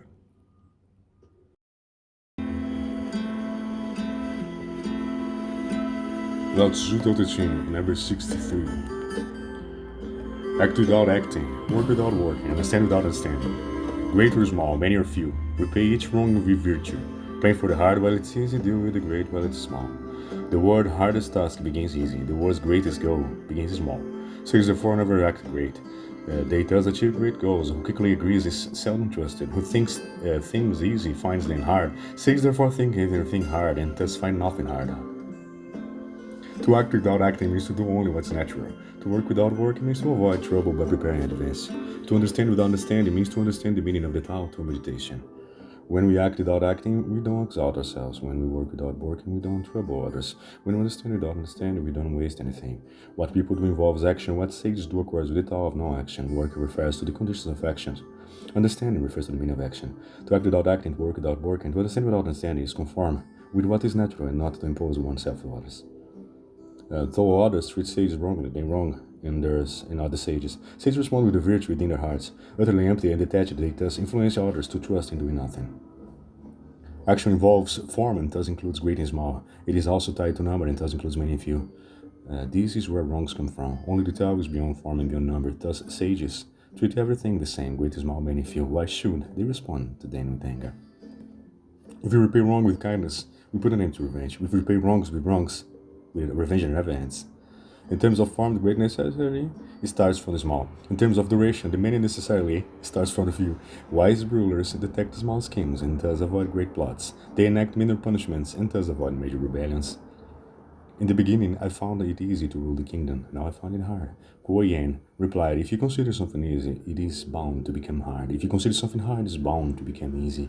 If rulers disdain something is as easy, misfortune and trouble are sure to arise from it. If they do not pay attention to small matters, eventually they will overwhelm even the greatest virtue. The sages guard against the insignificant lest it amount to something great. If they wait until something is great before they act, the action will come too late. When I entered the mountains to cultivate the way, at first it was very hard, but once I learned how to use my mind, it became very easy. What the world considers hard, the sages consider easy. What the world considers easy, the sages consider hard. Number 63, Lao Tzu, Tao Te Ching.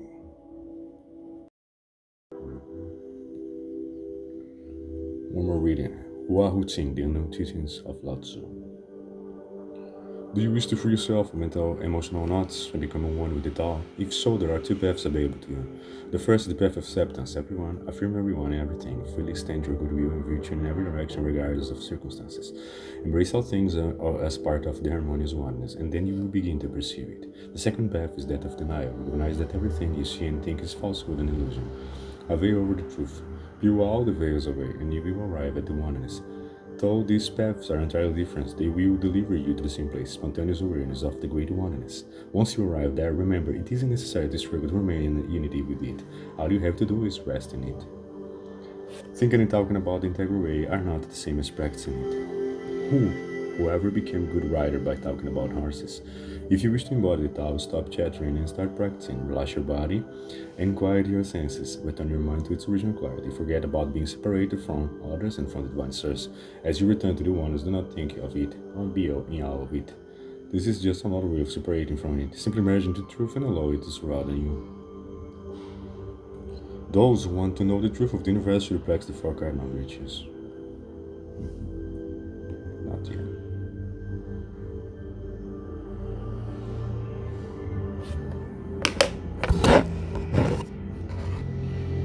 Number 52. Do you think you can clear your mind by sitting constantly in silent meditation? This makes your mind narrow, not clear. Integral awareness is fluid and adaptable, present in all places and all times. This is true meditation. Who can attain clarity and simplicity by avoiding the word? The Tao is clear and simple, and it doesn't avoid the word. Why not simply honor your parents, love your children, help your brothers and sisters, be faithful to your friends, care for your mate with devotion, complete your work with competently, and joyfully assume responsibility for others, practice virtue without first demanding of others, understand the highest truths, yet retain an ordinary manner that would be through clarity, through simplicity, through mastery. That's it.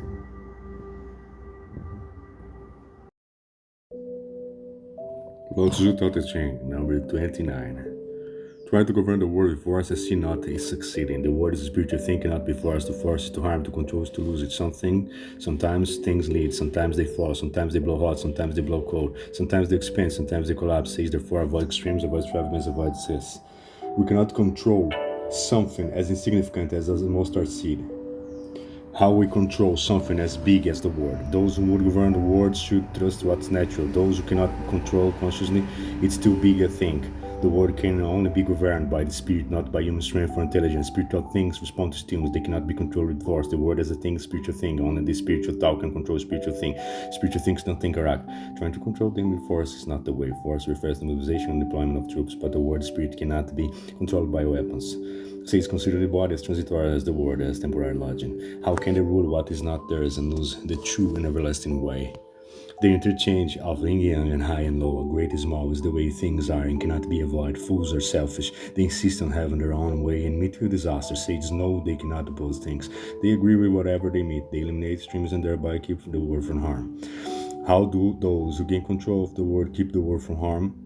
Sages understand that things necessarily move between opposites, but that there is a way to adjust this movement. Things that prosper too much must wither and die. By keeping things from prospering too much, they keep from withering and dying. Sages penetrate the nature and condition of others, hence they respond to them without force, and follow them without effort. They eliminate whatever misleads or confuses others so that their minds become clear and each realize their own nature. Resting where you eliminate extremes, treasure simplicity and waste extravagance, being content with less eliminate excess. Sages get rid of extremes with kindness. They get rid of extravagance, simplicity, they get rid of excessive humility. By means of these three, sages govern the world. What Lao Tzu means by extremes, by extravagance, by excess is not what people mean nowadays. Lao Tzu means whatever involves an increasing forward beyond what is easy. Okay, one more technique of reading. Lao Tzu number 29.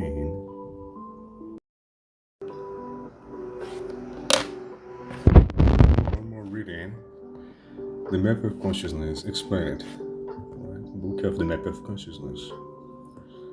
From shame to pride. In addition to the general attractions and aversions that keep the ego alive, there are those specific to each level that hold in its place. Considering a level is automatic when attraction is relinquished and the aversion surrendered to.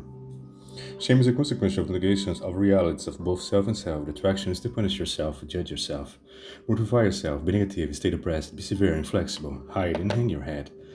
The aversion is to forgiving yourself, being yourself just as you are, affirming the gift of life, choosing self-worth, honoring yourself, taking care of your body, and embracing your innate lovability. Guilt and hate stem from the secret pleasure the ego derives from negativity. Letting go of guilt and hatred benefits all levels of life. All these ego positions are corrosive to self and others. The attraction is to blaming a perpetrator, self or others of society, the melodramatic indulgence of penance, sackcloth and ashes, and the strange pride of look how sinful I am, all of which keep you stuck in guilty and self-hatred. Penance tends to be episodic, spiritual growth is permanent. The aversion is to mercy and compassion for self and others, receiving the mercy of God, giving up being right, and the willingness to take responsibility in making a change. Apathy is classically counterbalanced by faith, hope, and charity. The benefit of helping others is well demonstrated throughout society, whether it comes about through choice, inspiration, or even coercion. Ardent community service.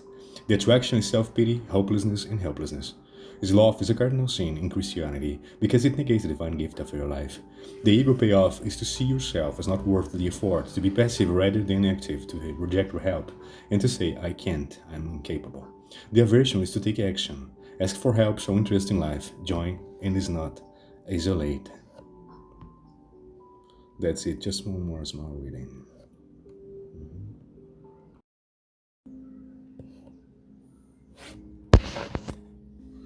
The map of consciousness is explained, a proven energy scale. The role of grace.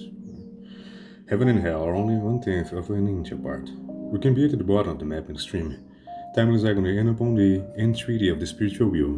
If there is a God, ask him for help. A shocking transformation occurs in which the infinite glory of God shines forth from all existence. For some people, it is only in the very pits of hell and absolute despair that the ego can be surrendered, even right up to the point of the imminent physical death.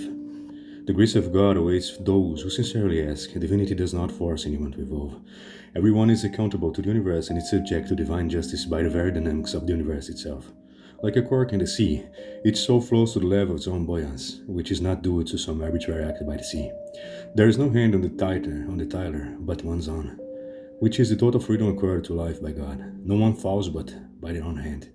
Even the supposed accidental occurrence is merely perception. There are no accidents in the universe, nor are they even a possibility. Accident simply means that something is unpredictable or incomprehensible.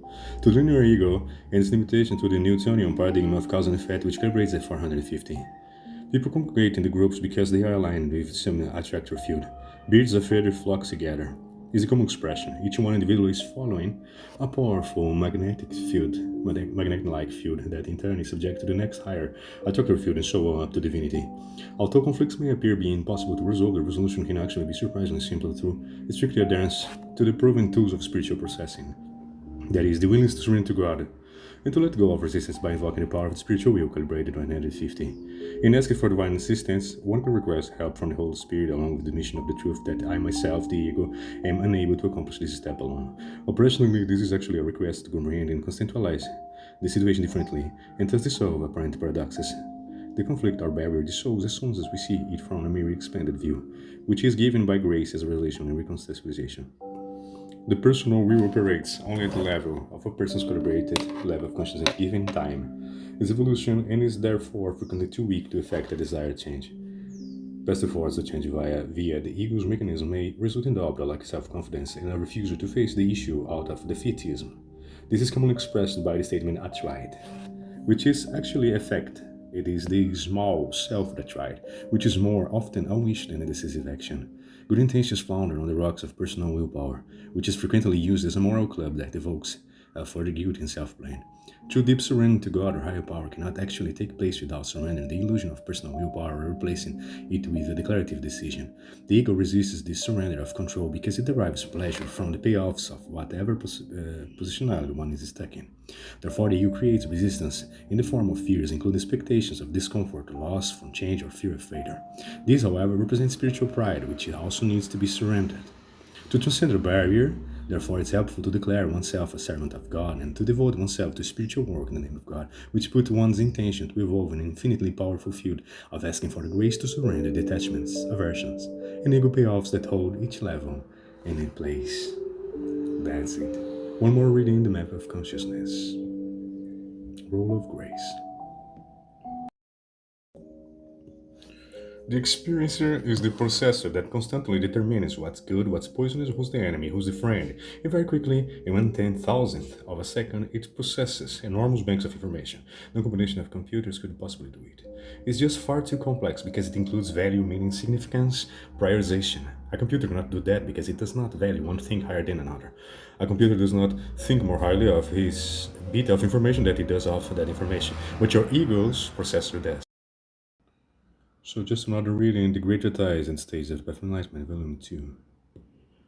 Further, the Tantra bestowing the initiation of Vajrapani Abhiseka Mahatantra says, O great Bodhisattva, Manjuri's this tantric mandala is exceedingly secret, unfathomable, very profound and vast. It is unsuitable to teach it to sinful beings. Vajrapani, you say this mandala is very rare. Since I have not heard about it, to whom should it be explained? Vajrapani replied, O Manjusri, once those who have entered meditation in the spirit of enlightenment have attained it. Manjusri, these bodhisattvas who practice the bodhisattva teach the door to Tantra should enter into the tantric mandala of the great sublime wisdom initiation. However, those who have not fully attained the spirit of enlightenment should not enter it. They should not even enter in Siddhi Mandala. Moreover, do not teach them the gestures and mantras. Therefore, it is not sufficient that the teaching be a Mahayana teaching. It is crucial that the person be a Mahayana practitioner. Furthermore, functioning as Mahayana practitioner depends solely on realizing the spirit of enlightenment. Hence, you have not have only intellectual understanding of this spirit. Then you likewise have only intellectual understanding of what it means to be a Mahayana practitioner. If the spirit is completely perfect, then the Mahayana practitioner is genuine, so strive for this. In regard to this, the array of Stalks Sutra, Ganda Vyuha Sutra says, O child of good lineage, the spirit of enlightenment is like the seed of all the Buddha qualities. Because you must fully comprehend this statement, I will explain it. When water, manure, warmth, earth, etc. combine with rice seed, they act as the cause of the rice sprout. If they combine with the seeds of wheat, peas, etc., they act as the cause of this type of sprouts. Therefore, these factors are the general causes of the sprouts. But it's impossible for a barley seed, through it combines with the conditions to be the cause of sprout of rice, and so on. Thus, a barley seed is the specific cause of barley sprout, and the water, manure, and so forth that are linked with the seed become the general cause of the barley sprout. Likewise, the spirit of unsurpassed enlightenment is like the seed of the specific cause of Mount, the general causes of the sprout of the Buddhahood. The wisdom that knows emptiness is the general cause of the three types of enlightenment: the Saravaka, Pratika Buddha, and the Bodhisattva, just as water, manure, etc. are the general cause of sprouts. Hence, Maitreya Sublime Continuum Uttara Tantra also states that aspiration to supreme vehicle is the seed, wisdom is the mother for generating the Buddha qualities. That's it. One more reading, The Great Ties, Volume 2.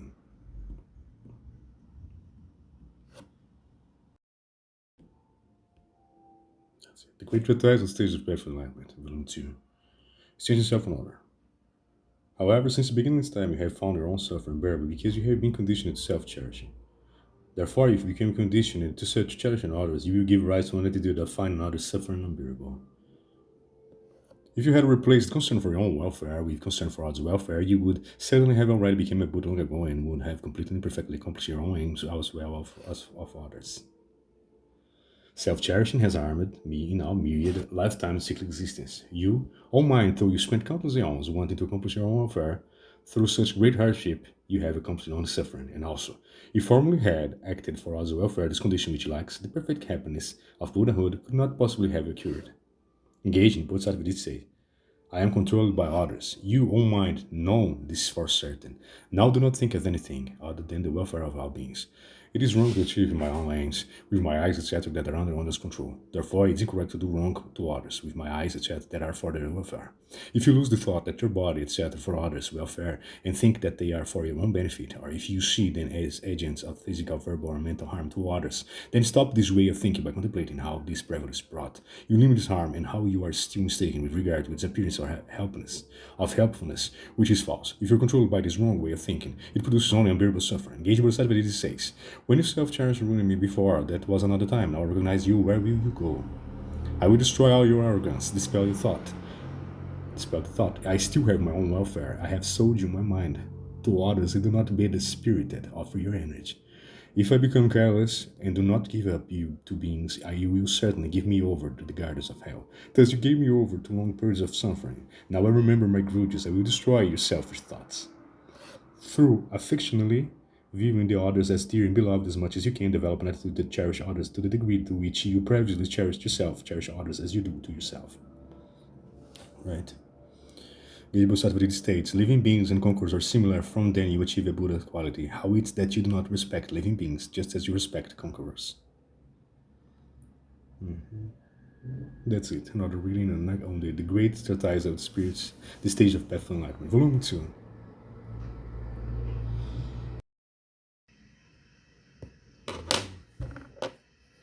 Another reading, the Great Treatise, the Stage of Enlightenment. Prevent your unhappiness thinking. Since the mind is not material, it cannot be directly harmed by others. While the mind is then directly harming the body cannot be harmed by contempt of the same speech and unpleasant words. This harm neither body nor mind, so I should be delighted. When you prevent your unhappiness, you do not give rise to hostility, just does engage in the Bodhisattva Deity says. Since the mind is not physical, no one can ever destroy it. It is strongly attached to the body, and so it's harmed by physical suffering. Contempt, offensive speech, and unpleasant words do not harm the body. Then why, mind, are you so angry?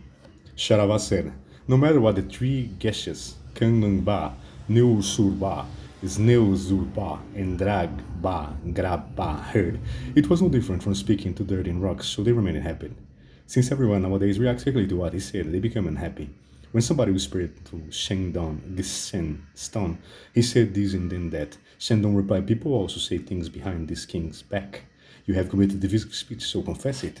When someone said to the yogi, Shai Rab Dorjai, says Rab Urje, people were talking about us and saying that our attendants are two legs, he replied. Well, the talk of the people will be about people. What else would they talk about? Thereafter, that person completely stopped the spread of his diseasing speech. Objection. When someone has contempt for me, etc., other people will not like me, so this is why I'm unhappy about it. Reply. This would have some truth if others' dislike were to harm you. However, since their dislike does nothing to you, give up your unhappiness about others' contempt. Engage Bodhisattva Deity says, what others dislike for me does not devour me. Is this of others' lives? Why am I aversive to it? Objection. Indeed, I am not harmed by their dislike, but in dependence on it may be hindered in acquiring things from them. So I will get angry at those who have contempt for me, scorn me, or say unpleasant words to me. Reply. Even if you acquire things, you must leave them whereas the sin of your anger at them will follow you. Hence, of the two choices, dying quickly in destitution or living for a long time improperly, the former is better. Even if you acquire things and live for a long time, you must die, since you are not liberated from death. At the time of death is the same whether you have enjoyed pleasure for the previous 100 years or enjoyed it for merely 1 year, for both alternatives are nothing more than more objects of memory, and at the time it makes no difference at all for your happiness or suffering. It's analogous to how in a dream the experience of pleasure for 100 years and the experience of mere one moment pleasures have no difference at all with respect to your happiness or unhappiness at the time of waking. When you contemplate in this way and turn away from detachment to gain honor, you will not become unhappy with unpleasant words or contempt. You have no interest in being special in the eyes of others, so you do not lose your contentment. Thus engage yourself with these states. While I do not like contempt and so forth, because they interfere with my prosperity, I leave my acquisitions here, but firmly keep my sins. Bad that I die today, that I live long and proper life. Those like me, might live a long time, but then there is only the suffering of death. Someone might wake from a dream after experiencing happiness for 100 years. Another might wake from a dream after experiencing happiness for a mere moment. For both preferences, one day awakened, happiness does not return. It is like at the time of death, whether your life was long or short. After acquiring many things, I may enjoy pleasure for a long time, but just like one robbed by a thief, I will leave naked and empty-handed. That's just another reading. The Great Treatise, Volume 2, and that's it.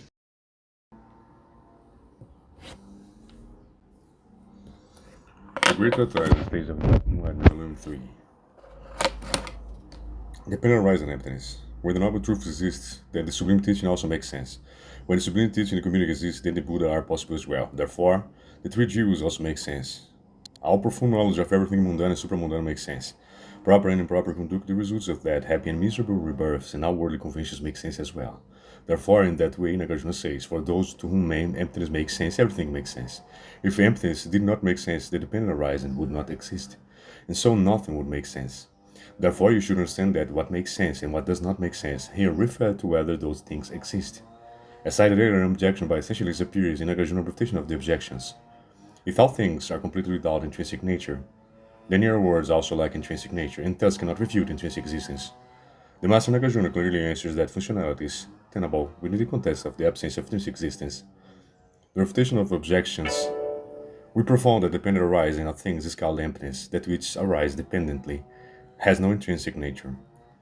Also, Nagarjuna's own commentary on the refutation of objections, Vigraha, Vyavartini, Verti, here says, failing to comprehend the emptiness of things, you essentially looks for something to criticize and argue against the Madhyamikas, saying, your words lack intrinsic nature, and therefore cannot refute intrinsic existence of things.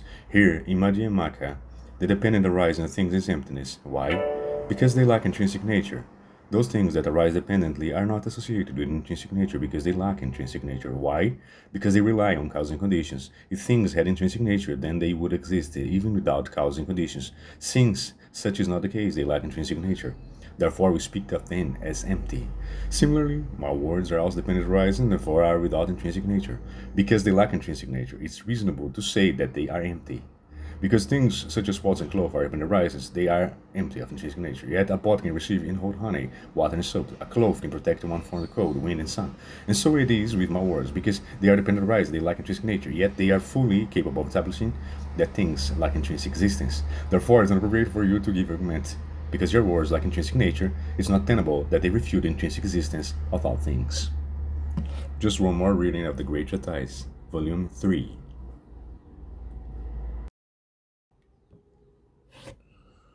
Another reading in the Way of Chan, essential text. 1b. Return means turning back to the source tissue, and that source tissue is the very mind of all heaven and earth itself. Whatever movement ceases, stillness begins, but there's no opposition between movement and stillness. Whatever words end, silence begins, but there's no opposition between silence and words. In speaking of no opposition between movement and stillness, 1p describes the unity of absence and presence in the empirical cosmos, in the personal action, and in consciousness. In speaking of no opposition between silence and words, he's described the unity of absence and presence in the realm of consciousness. Movement and stillness are both the self-nature of absence, a person of way who depends on nothing makes use of both movement and stillness. Right? Comentário Tao Te Ching. Absence is the origin of presence in several particular. When it has no form and no name, absence originates the 10,000 things in their vast transformations give birth to them. When it has form and name, it completes them, fosters and shelters them, nourishes them as a mother. Lao Tzu says Wei, having no form and no name, both originates the 10,000 things and completes them. And after the origination and completion, those things know nothing. Here lies the dark enigma deep within dark enigma.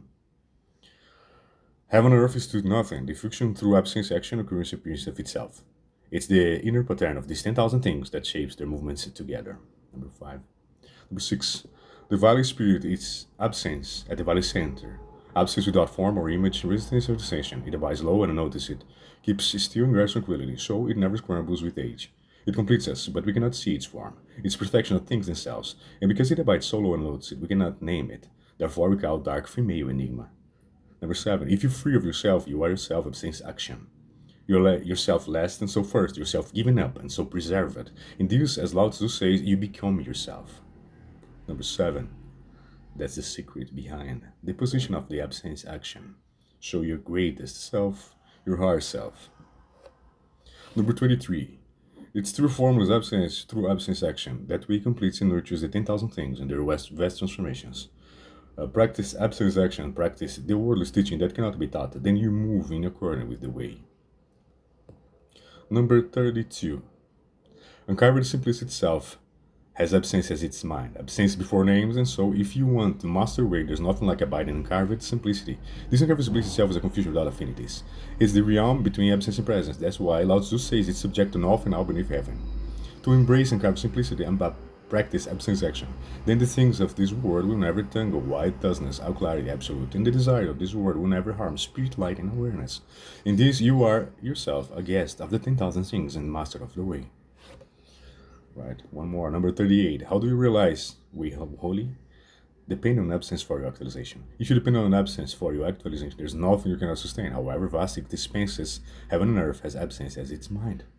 The search to true root resides in absence action. The mother resides in the nameless. You may treasure using absence as actualization, but you can cast aside absence as potency. If you cast aside absence as potency, you lose all of its vastness. If you use absence as actualization, you attain the mother. Only by using nameless can you true up the names of things, and only by using formulas can you perfect the forms of things. 40. Everything in now beneath heaven is born of presence, and absence is the substitute root at the origin of presence. Presence only comes to completion when it turns back to absence. And number 42. The 10,000 forms of the 10,000 things are returned home to primal unity. What kind of emergence allows that they return to primal unity? They emerge from absence. And because the primal unity is the first emergence from absence, we call it absence. That's it. Just one more little reading of The Way of Chan, essential text of original tradition. Thanks.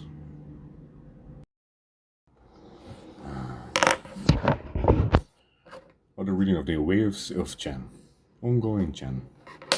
With Sunga Sangha case collections and Sangha case practice, the Chan house was complete.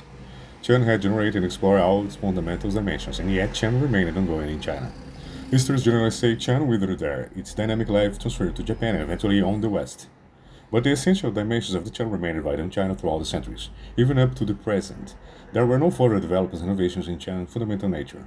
Both then, there weren't in Japan or the West either. On the contrary, elements were simply lost. Even while Chan flourished in Japan as Zen, development as the constellation of distinctive characteristics, fundamental orientation seems to have faded. It was no longer built around the deep earth generative cosmology and ontology, have seen as the foundation of Chen's practice and liberation. And this abstract and earthless Zen is the form of Chen that passed eventually on to America and in the West in the 20th century. As for China, Chen simply settled in as the conventional operation assumption among artist intellectuals.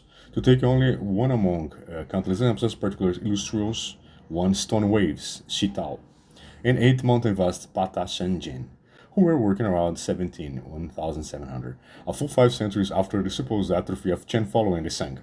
They were among the most singular and innovative painters in the Chinese tradition, and both were Chen masters who considered their work very much a form of Chen practice and teaching. It was a typical assumption, and this Chen is miraculously ongoing text translated here, wholly available to us as a body of assumptions about the nature of consciousness and cosmos. So we are today in much the same position as the later Chinese. The house is complete and wide open to us. All we need to do is walk around enjoying the rooms and terraces, the sumptuous meals and incomparable views. That's it. The final of the book Way of Chan.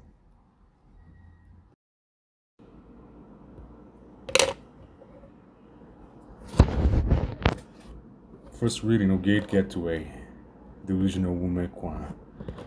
Number 1. Visitation land dog nature. A monk asked, must visitation land the dog too has Buddha nature? No. Absence land replied. No gates comment. To penetrate the depths of Chen, you must pass through the gateway of our ancestral patriarchs, and to fathom the mysteries of enlightenment, we must get off the mind road completely. If you don't pass through the ancestral gateway, if you don't cut off the mind road, you live a ghost life, clinging to weeds and trees. What is this gateway of our ancestral patriarchs? The simplest of things, a single word, absence. Absence is the sole gateway of our ancestral source gate household, and so it's called no gate gateway into chance sources our household. Pass all the way through it and you meet Master Visitation Land eye to eye. Visitation Land and the whole lineage of ancestral patriarchs too. You wander hand in hand with them in a broad tongue of theirs, looking with the same eyes, hearing with the same ears. How is that no great good fortune and wild joy? Don't you too long to pass through this gateway. To penetrate the depths of the single word, absence, summon, all 360 bonus and joys, all 84,000 secret apertures of our intelligence, summon your whole being to a single mass of doubt. Devote yourself day and night. Absence, don't think it's emptiness and don't think it's presence. You will feel like you swallow a red hot iron ball, retching and retching it's something that won't vomit out. But let out the delusions of a lifetime, all the understanding and insight, and slowly, little by little, nurture the simplicity of occurrence and purity of itself.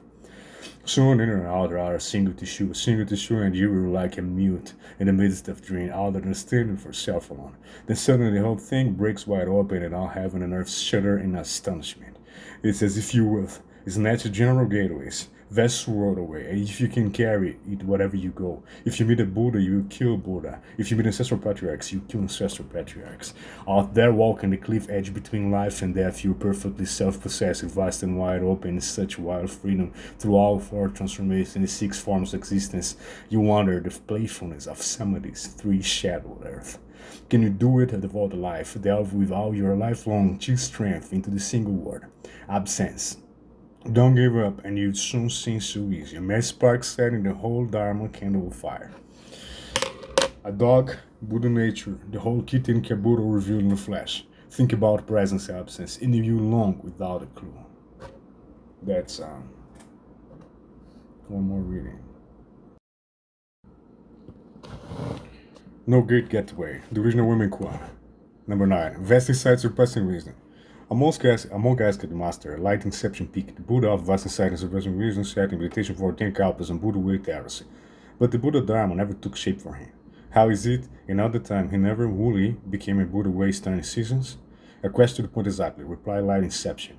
But the monk persisted. After all the meditation Buddha way heresy, how is that he never wholly became the Buddha way? Because he never became a Buddha. I acknowledge that all the barbarians understand it, but not his realization. When ordinary people become wise, they are sages. When sages become realized, they are ordinary people. How can clarity about self compare to clarity about mind at rest? Clarity about mind, I fathom that clarity, and self is grief-free. And if you know clarity about mind and self, clarity than clarity, what is there more regal for gods and immortals to declare noble? No great gateway, the original woman Kwan. Ordinary mind is the way. Visitation Land asked, Wellspring of Mountain, what is the way? Ordinary mind is the way, answered Master Wellspring. Still, it's something I can't set out toward, isn't it? To set out is to be distant from, but if you don't set out, how will you arrive at understanding a way? Way isn't something you can understand, and isn't something you cannot understand. Understanding is delusion, and not understanding is pure forgetfulness. If you truly comprehend this way that never sets out for somewhere else, if you enter into it absolutely, you realize it's exactly like the vast expanses of this universe. All generative emptiness you can see through into boundless clarity. Now can you force that into coherence with the logic of yes this and no that? Hearing these words, Land was suddenly awakened. No Gates comment. Questionable Visitation Land. Wellspring South Mountain went straight for roof tiles, scattering and now melting away. It dredged everywhere, but the stay water stay out. Stay put. Even though Visitation Land's awakening was bountiful, he had to practice it 30 more years before coming to full realization. Spring flouts, 100 blossoms, autumn moon, summer bring cool breezes, winter soundless snow, absence and its operations, all wilderness held in mind. Here among humankind, isn't that the perfect season? That's it. One more reading, the I Ching Book of Changes. Lu, the Wanderer. We are all wanderers in the unknown. Those who travel beside the sage are protected from harm. A person who travels as a stranger in a strange land is wise to display an attitude free of arrogance and belligerence. Otherwise, he is liable to meet with trouble and find himself unable to survive it. With Zagazgram, the I Ching reminds us that we are all strangers in a strange land, wanderers in a vast and unknowable universe, obliged to act accordingly. Think of how you would proceed if traveling alone in an unfamiliar country. You would be cautious and reserved, taking great care not to fail in with the wrong people or enter into dangerous places. You would not be tolerant of others and generous towards them if a dispute arose, and you would be inclined to settle disagreements quickly to keep them from getting out of hand. You would rely on your attentiveness, your modest attitude, and your gentle manner to keep you out of harm's way. The Exgramulu comes to remind you that it is wise to travel through your entire life into this fashion. Seek now to stay in quiet harmony with the higher power, and to embody caution, modesty, and generosity in your actions. Do not drag out disagreements with others. Conflict is a poison that grows more dangerous every minute you are in it. Do not depart from the path of humility and correct conduct. In doing so, you lose the protection of the deity and risk misfortune. By continually seeking to serve the innocent and the good, you stay in step with the sage and never wander alone in the world. The wanderer should not involve himself with inferior things, cling to the essential and the correct in your thoughts and actions. The wanderer who is modest and generous in spirit always seeks a resting place in the allegiance of steadfastness reigns. The wanderer who is meddlesome and egoistical quickly loses his resting place. The current situation becomes dangerous if you do not return to neutrality and detachment. Desire and mistrust keep you from finding ease. Peace of mind comes when we let go of ambitions and fears and follow the sage from moment to moment. Through inner out correctness, we assure our own good fortune. What is natural with humility and generosity meets success. One must not abandon the inner attitude of the wanderer. Through carelessness, you can quickly lose at all that you have gained. One more reading, the I Ching. The I Ching, Book of Changes. Sun, the gentle, penetrating the wind. Constant correctness turns every situation to your advantage. The image of this hexagram is that of a gentle wind dispersing in storm clouds. A wind that changes direction often, even above a very powerful one, which spreads nothing. It only steers up the sky. The wind that causes real changes is the one that blows consistently in the same direction. There is an important lesson for us in this example. When faced with a difficult problem to resolve our goal we wish to achieve, we often are tempted to take striking and energetic actions. Though it is possible to achieve temporary results in this fashion, they tend to collapse when we cannot sustain the vigorous effort. More enduring accomplishments are won through gentle but ceaseless penetration, like that of a soft wind blowing steadily in the same direction. The truth of the sage penetrates to us in this way, and this hexagram comes now to remind you that this is how you should seek to penetrate others.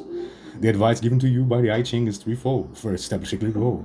The wind that continually changes direction has no real effect. Second, apply the principle of gentle penetration to yourself. By eliminating your own inferior qualities, you earn an influence over others. Third, avoid aggressive or ambitious maneuvers now. Those are rooted in desire and fear and will only serve to block the eye of the creative. The desirable influence is the one that flows naturally from maintaining a proper attitude. Your interactions with others bend like the willow. By remaining adaptable, balanced, accepting, independent, and by steadily moving in a single direction, you gain the clarity and strength that make possible a series of great success. You must be as resolute as you are against doubt and mistrust. When you can advance in correctness to do so, when you cannot retreat without hesitation, a hidden enemy threatens. Search your subconscious for negative influences. The eye of a counselor can be beneficial in this.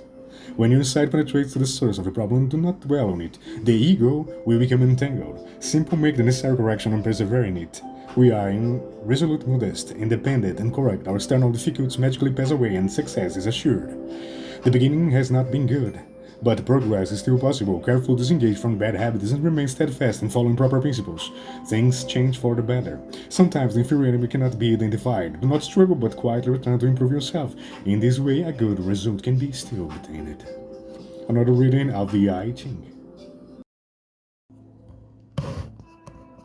Let's pick one more reading, Lao Tzu of the Ching. Number 34. The Tao drifts, it can let go, it can go left or right, everything lives by its grace, but it doesn't speak when it works, succeeds. It makes no claim, it has no desires. Shall we call it small? Everything turns sweet, but it yields no control. Shall we call it great? It's because sages never act great. They can thus achieve great things. To drift means to be unrestrained. The Tao is neither yin nor yang, weak nor strong nor restrained. It can respond to all things in any direction. It isn't one-sided. As Chuang Tzu says, the Tao has no borders.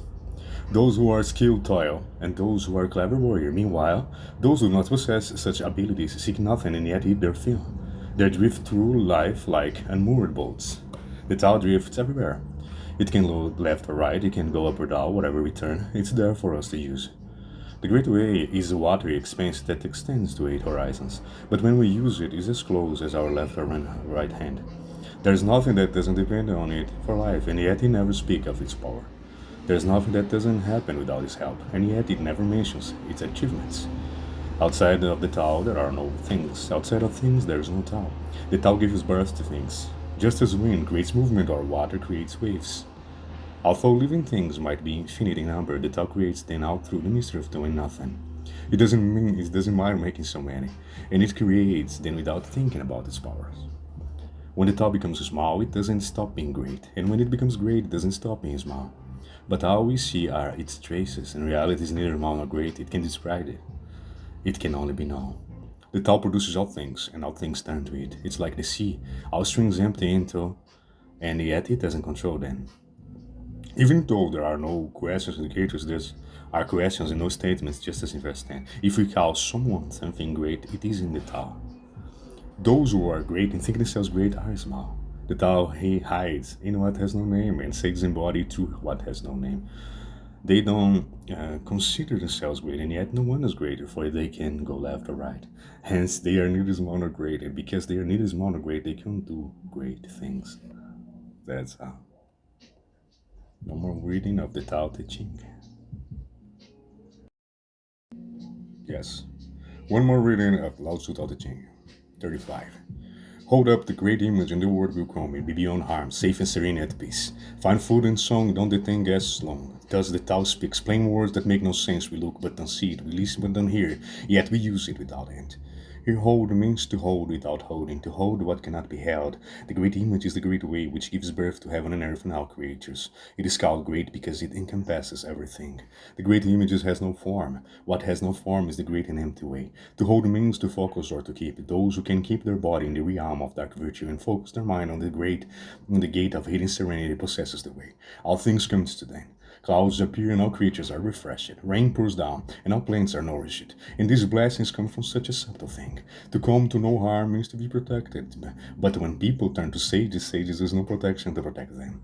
If they protected people with protection and harm would both exist. But by protecting people with no protection, people are always protected and keep from harm. Unharmed our spirit is safe, unharmed our breath is serene, unharmed our nature is at peace.